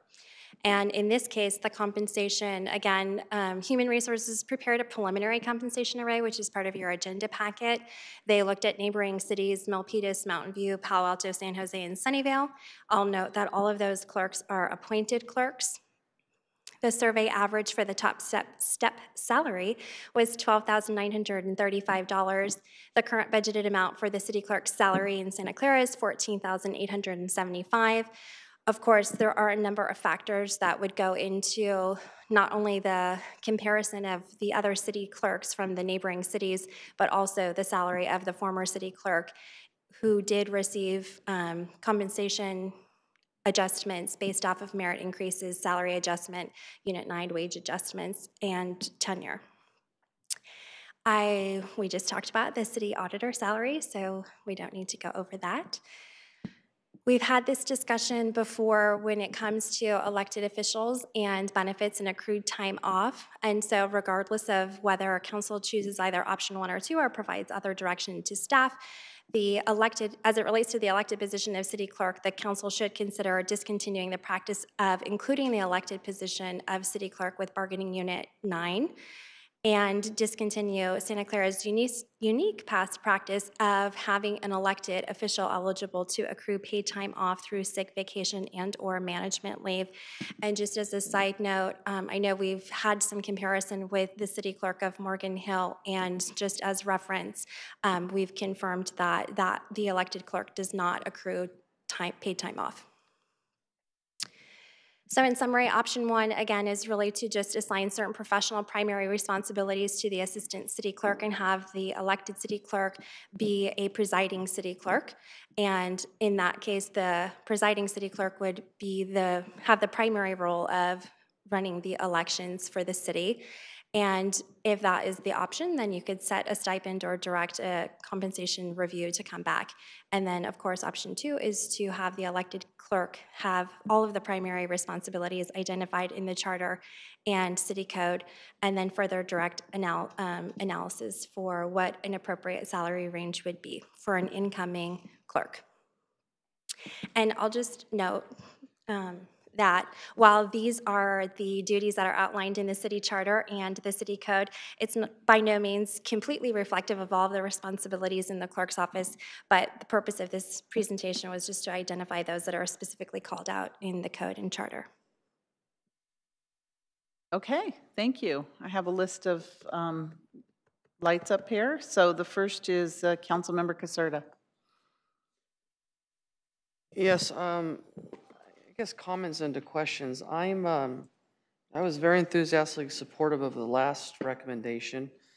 I think it made sense, and it wasn't contracting out but contracting in, and I think it was savvy that it will end up saving us money. But City Manager, I'm perplexed. I think the most direct connection with the citizens is for them to elect someone.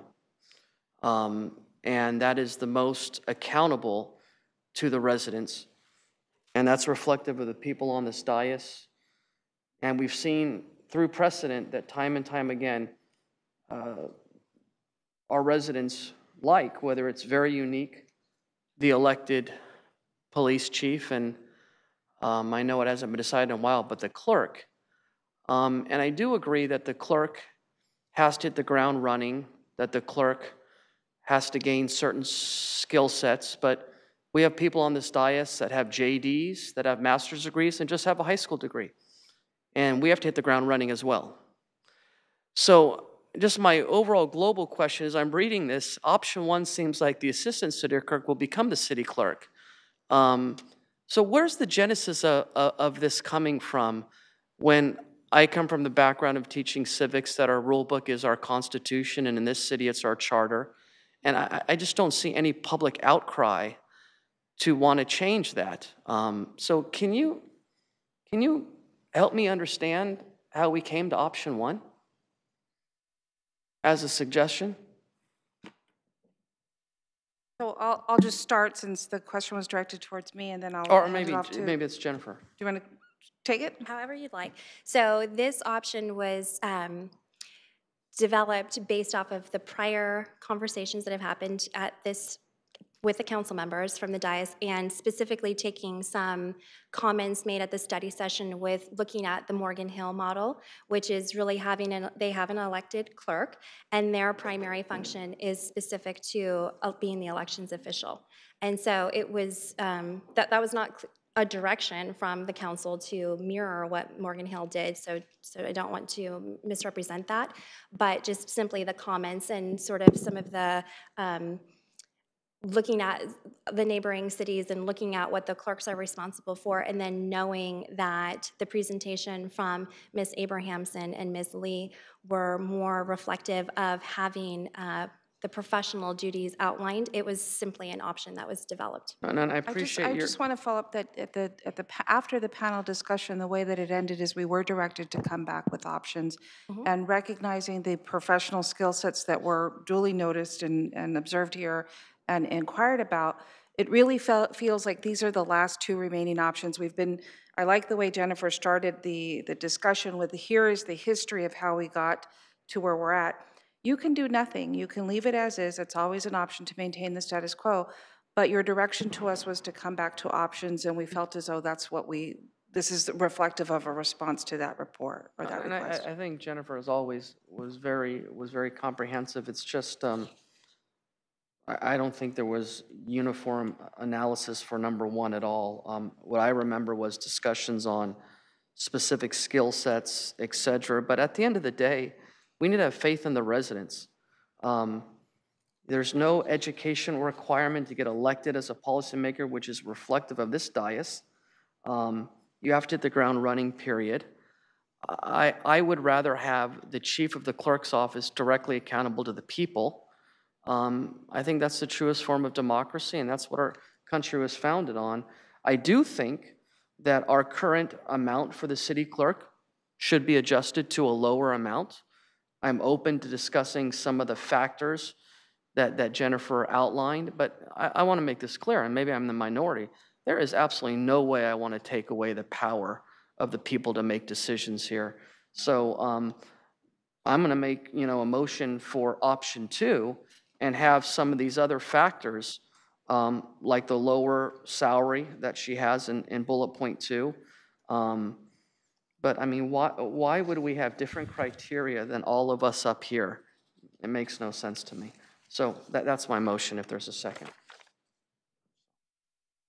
Okay, Councilmember Mahan? Yeah, actually, I was going to go in a slightly different direction because I can think of many more options. It doesn't come down to 2. Option 1 essentially guts the city clerk, just guts it. She's no longer department head. The person no longer has any real responsibilities. It reduces the city clerk to a figurehead. Option 2 leaves things as they are. But I mean, did we consider the option like we did with the chief of police when we put that one on the ballot to add criteria and qualifications for the job? Because if we're concerned, if our true concern is that this is a department head, it's a salaried position, and there should be some basic requirements, we did that for the chief of police, and it worked very well. We could do that here. I don't see that option up there. So I think option 1 is really an ill-disguised attempt to change our city charter without going to the people to change our city charter. Because I know our citizens, our residents, our voters, over all these many, many years of going back to Steve Bielik as city clerk, Judy Baccinoni, long-term city clerk, Rod Dearden Jr. as a long-term city clerk. I know they have expectations, they have memories, they have knowledge of what the city clerk does. And when you put it on the ballot to elect a city clerk, that's what they're expecting. They're expecting a Rod Dearden Jr., they're expecting a Judy Baccinoni, they're expecting a Steve Bielik to perform the jobs of the department head of the city clerk's office. It's the way it's been, it's what they expect. And if we just go on the ballot and say, okay, you're going to vote for a city clerk, And there's nobody here. I mean, we're 11:15 at night. There is nobody here to even hear this discussion. If the people knew that we're attempting to nobodies. gut the city clerks, I'm sorry, Robin and Arlene, you're not nobodies. I should say, there's barely anyone here. Sorry, you're here. I apologize. But what I mean is there's nobody here to really engage in this or even to know what we're trying to do. Because if we adopt option one with no real public discourse, no real transparency, no really input and feedback from our constituents, we're doing them a grave disservice. Because like I say, option one just says, all right, city clerk, you're going to be a figurehead. Overseer, you're going to get $2,000 a month. And you're going to hold the city seal.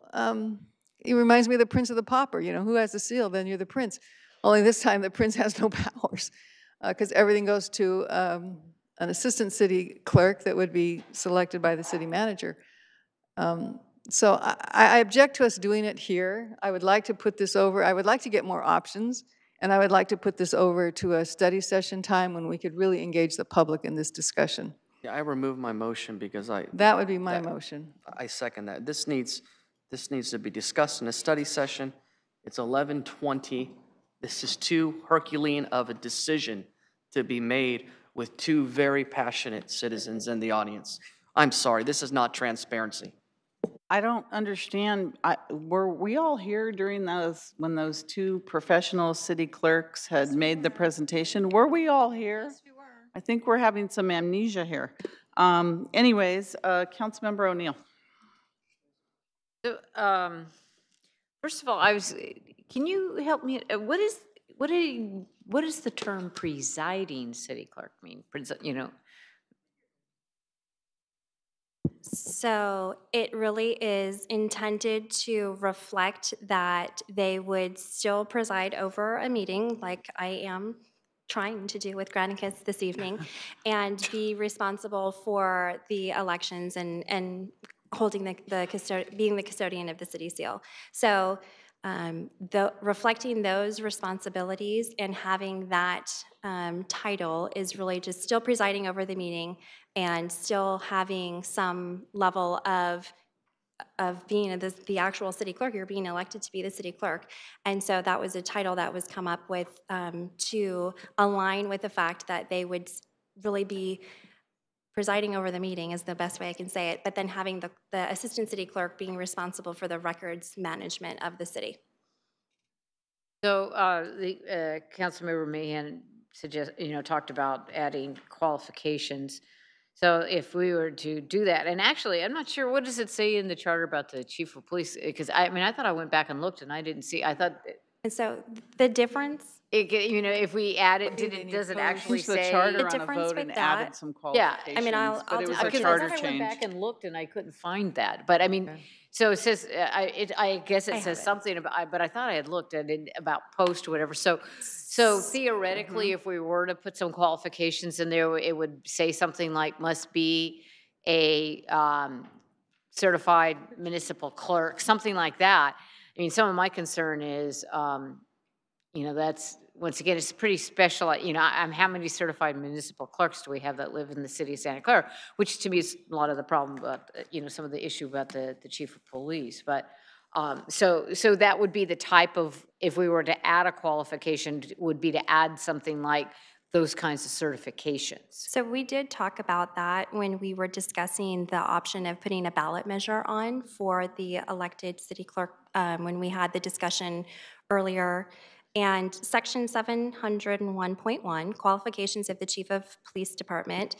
Candidates for the office of chief of police shall meet the minimum eligibility and qualification requirements imposed by state law upon candidates for the office of sheriff.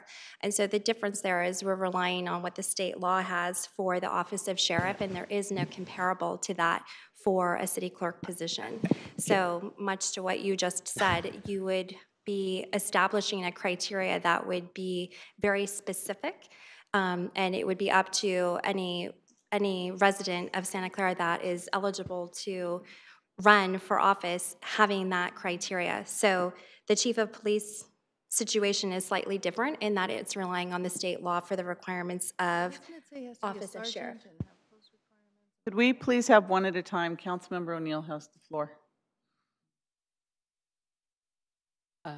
So the section that I just read is the entirety of section 701.1, qualifications of the chief of police department.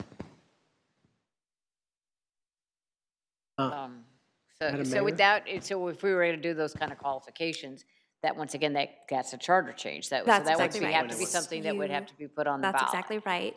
And that is one of the areas where you would have to put it on as a ballot measure, but your only option now would be to put it on for November, and you also need to elect a clerk because you've already taken action to have staff return to call a special election to fill the vacancy of city clerk.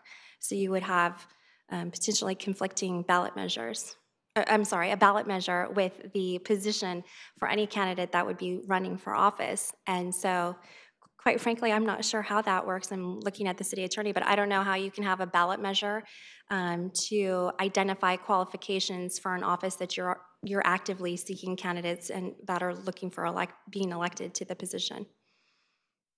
Okay, thank you. That's all I have for now. So thank you. We did have a study session. I don't think everyone attended. So I think that a lot of these things were discussed already. And so I think that what we asked were for you to come back with some options for us. And I think you've given us options on the two ends of the spectrum.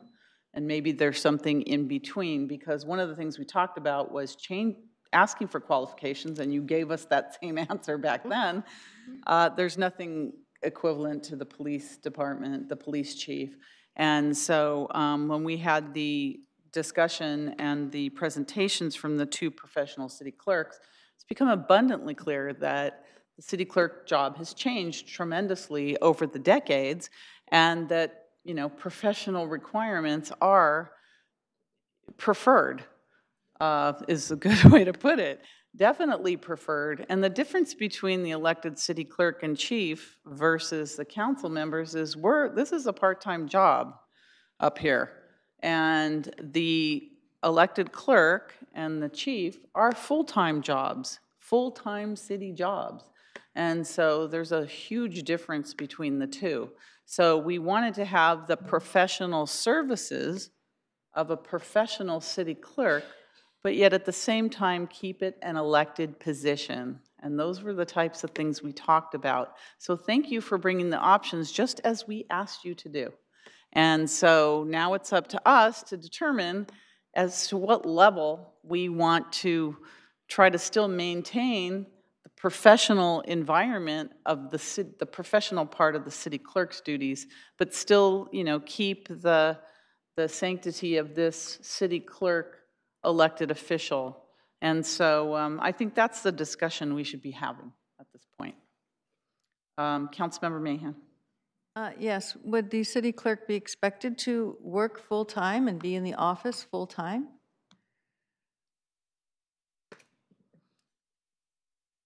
Well, if they're an elected city clerk, they don't report to the council and they don't report to the city manager. So it's hard to answer that question. There's no requirements. And that's the point. You're gonna give someone a stipend of $2,000. They're not going to be here 24/7, or even 45. I mean, it's just so. Like I say, this is nothing more than an end run to try to get around having a full-time elected department head city clerk that we have always had. And if the voters knew what we were doing, as again, no disrespect to the two dedicated Santa Clarans that are here, this needs to be discussed in a robust public session with a lot of people here to really understand what we're trying to do. Because that is what we're trying to do. It's an end run around our charter, trying to change our charter without putting it to a vote for the people. Because the people know what our city clerk does. They have expectations of our city clerk. If we change it in this manner, and we have an election in November, and the city clerk's job is reduced to being a figurehead, a keeper of a seal, at a $2,000 a month salary, the people won't know that until it's too late. To me, this is just disgraceful. Now, my motion still is on the floor with a second to continue this to a study session, which is well-noticed to the public on all the social media with these options so that they know what we're trying to do here. I think we already had a study session, so I don't mind continuing it to We another didn't have meeting. a study session to look at these options and take a vote. It was a study session. Actually, I shouldn't even say it should be a study session. It should be an agendized special order of business No, where that's people fine. can be here. I'm just saying we already had a study session. Yes, you're right. It so- shouldn't be a study session because we Yeah. need input before we vote. What's our timeline, city clerk? I mean, city attorney? I just want to be clear that the motion would not be taking this action tonight. It would just be coming No, back this- with official actions. These So- were just options for Right. us to it's- talk this, about. The whole purpose of tonight was to There was no action. get direction from the council as to what to bring back. Okay. Well, that's So we're coming back already. Okay. I only wanted to add that we came back today because, again, it was at the council's direction. May 1st is the opportunity to begin filing papers for the election, and the direction of council was to have a decision before the May 1st date so that any potential person wanting to seek or file papers would be able to understand what the direction of council was with respect to the scope and duties of the position. And so I don't want to accept this as a criticism of that we have not implemented the direction that you offered, because this is exactly what we have done. So when is it coming back, city manager? Well, you have May 8th as a very full agenda, and you have May 15th as another full agenda. You have the option of, we can stay late again. No. Or we can have a special Out of meeting. order. We can have a special Yeah. meeting. Well, can they do a special meeting? No. Yeah, let's do a special meeting. Can we have I it? will work with the city clerk to look for an alternative meeting date. Okay. Thank We'll you. do special meeting. Do we need a motion for that? No. And I'll amend my motion to hold a special meeting to discuss these two options at a time that will be very convenient for the public. So a 5 o'clock start, I think, is probably too early. 7 o'clock start will let people get here in time to have their say. Councilmember O'Neill. Okay, I just want to make the comment that there have been, when the night that, before we had this study session with the master city clerks, there was discussion about, people wanting, kind of like that the city clerk was, references to certain aspects of the city clerk's position. And what I kind of like about this proposal, and I'm fine with, and I think I agree that we should have a little bit more chance to circulate this through the community, but the idea that the city clerk is the elections officer, because in terms of how a lot of people interact with the city clerk, it's in regards to elections. And I think the role that perhaps most people would think of in terms of maintaining the independence of the office, that to me, in my thinking, has most of its impact in terms of handling elections. So that's why when I saw this, I liked this idea of having the bulk of the duties of the city clerk to be that elections officer, and with these other, some ancillary duties, thus reflective of a stipend that is more, what the council members are getting. In terms, to me, that says this, no, we're not expecting this person to be a full-time position, but because a lot of the time there probably would not be that much, we heard that the city clerk in Morgan Hill comes in and interacts with the staff, kind of has some sort of oversight role, probably advisory capacity on some things. But I thought, sort of kind of have that idea, and then to have the elections officer role. I thought that was a good idea. So, but I agree that we should give the community more of a chance to weigh in.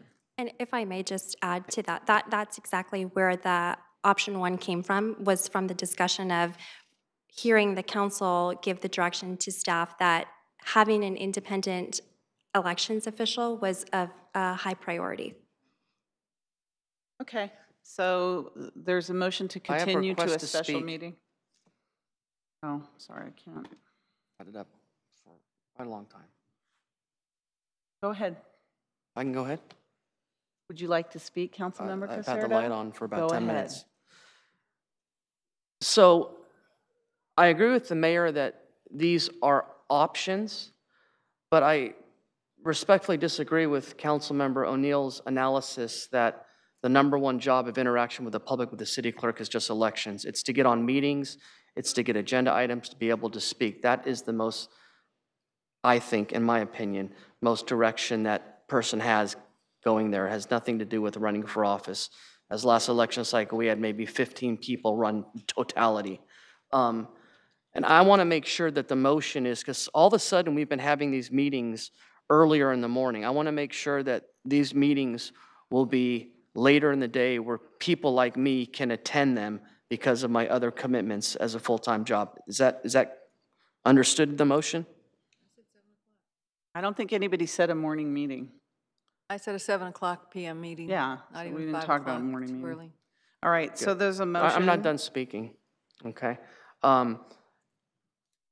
So can you tell me, so we just make sure this is clear, because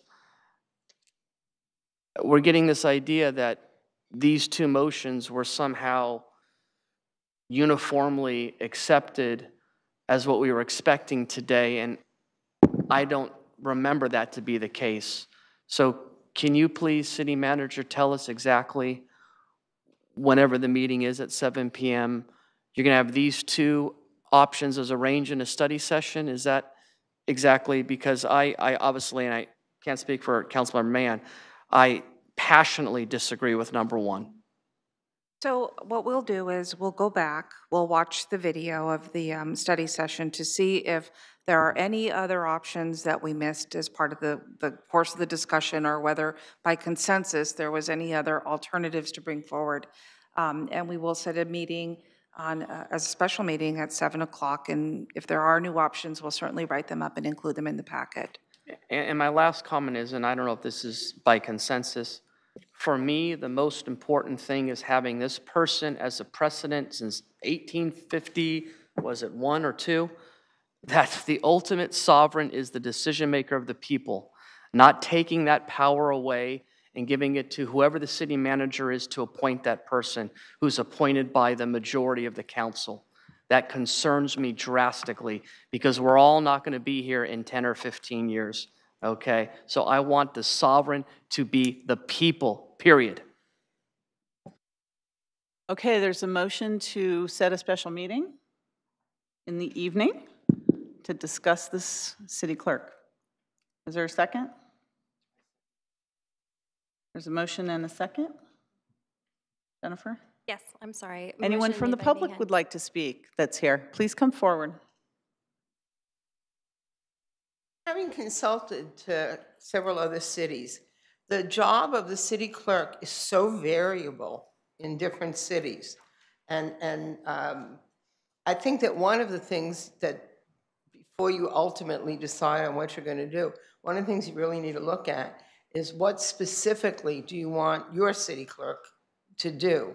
I know from having worked with Rod a lot, I like the guy tremendously, that he took on a lot of responsibilities and did a lot of things that other city clerks have not done. And in some cities, the city clerk is merely a figurehead that does nothing except they're supposed to be responsible for keeping the records, which means basically they have the key to the storage room where the boxes of stuff are filed. So at 1 or 2 or 20, sit down and decide what specifically you want your city clerk to do is my recommendation. And I would like to be in that study session, by the way. I wouldn't mind facilitating it for you. Thank you. Please come forward. We have 100% participation from our public in attendance. Aren't you Very proud good. of us? Thank you. Welcome. Okay, just a quick notation here. I served on the Charter Review Committee in 2016, and actually this was one of the topics that was discussed and talked about bringing it to council. Unfortunately, we had a list of like 30 items that we wanted to do, and changing the clerk to a hired person for the city was kind of about midway down the list, and I think we gave you like the top 5. So there is interest out there about changing it, and I have to agree. It's like the city that I started at in 1984 and the city of today is like completely different. Things have changed so much, and they'll continue that. So, and Judy Boccianoni actually agrees with that. So just FYI. Thank you. Thank you, Robin. Okay, so we have a motion and a second. Please register your vote.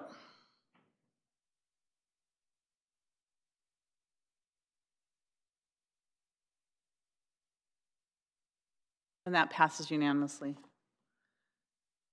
Okay, the next item we have is report of members and special committees. Councilmember O'Neill.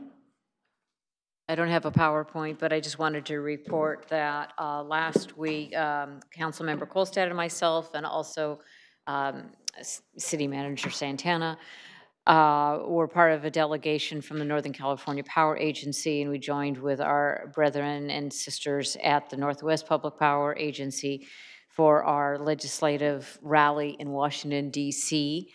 And we had a lot of interesting discussions. We had some of the senior congressional staff on the majority and the minority side coming in from the House and the Senate, principally in the committees that deal with energy or natural resources, because the natural resources deal with a lot of the hydro licensing.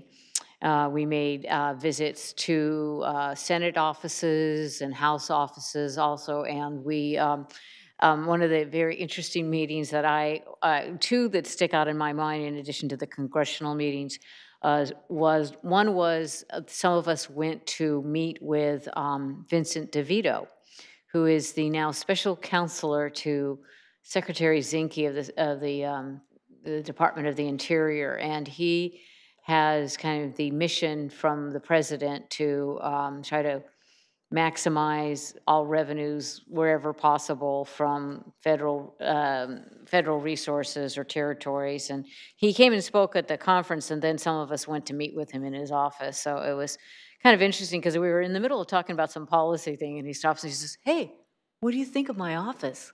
Pretty cool, huh?" And it's like, he said, "This is one of 3 oak-lined offices in the entire building." So that was, but it was very interesting to see his perspective. We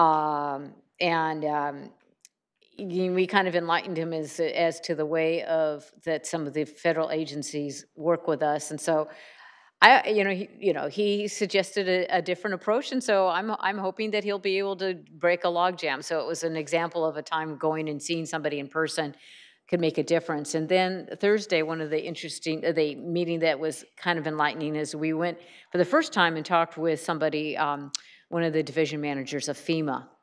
And so that I learned a lot more about how FEMA operates, and then he learned a lot because he didn't understand what the public utilities do as compared to investor-owned utilities. So I think it was a very good use of our time. Once again,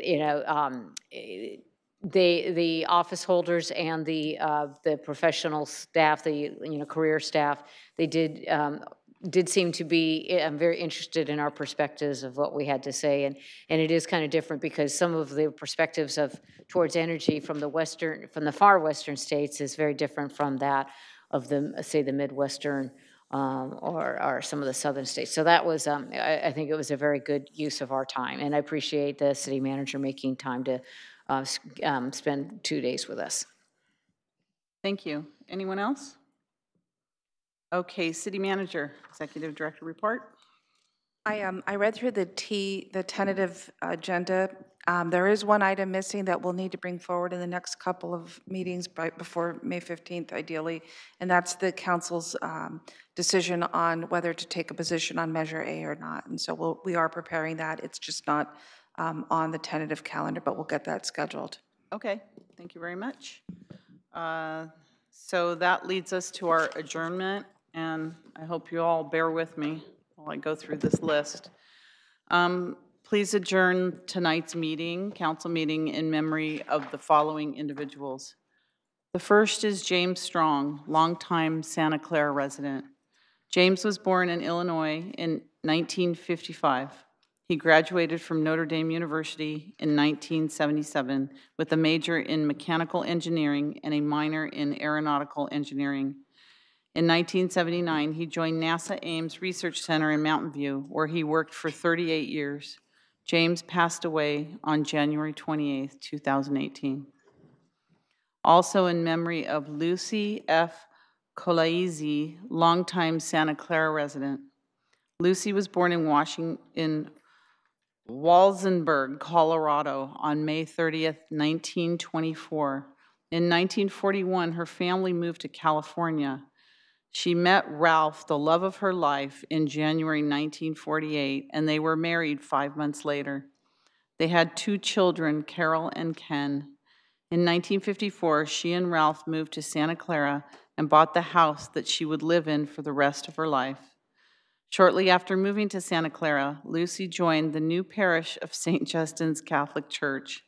Over the next 64 years, she would donate much of her time and energy to volunteering at the church, including many years as a member of the choir. Lucy passed away on March 30th, 2018. Also in memory of Helen Louise Silveira, longtime Santa Clara resident. Helen was born on December 24th, 1932. Helen was a true Santa Claran who lived with her husband Lloyd in Santa Clara for the past 59 years, raising their family. Helen's first priority were 2 children, Rick and Beverly, and being a caregiver to her parents for many years, all while working for the Santa Clara School District for 28 years.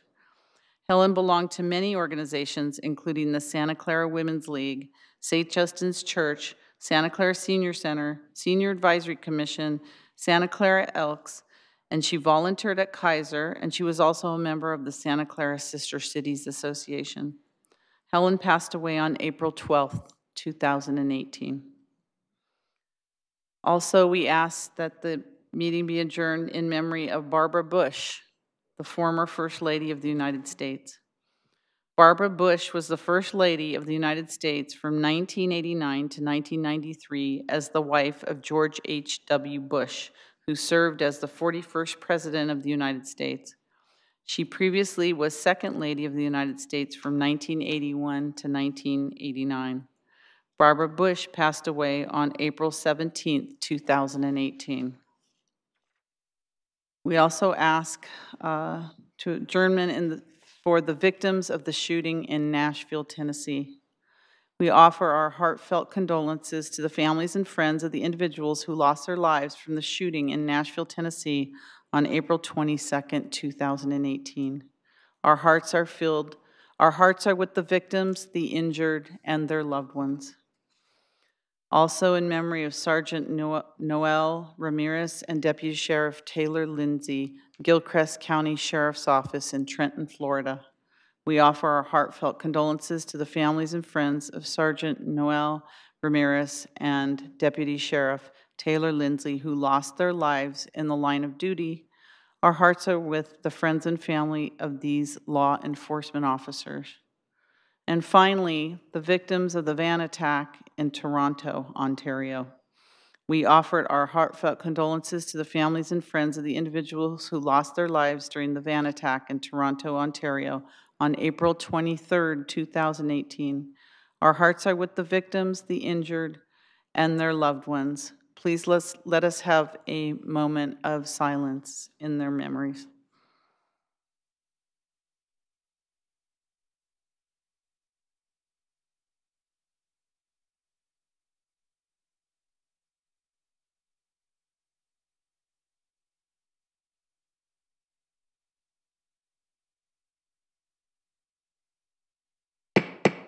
Meeting's adjourned. Thank you all for coming. Well, 2 of you.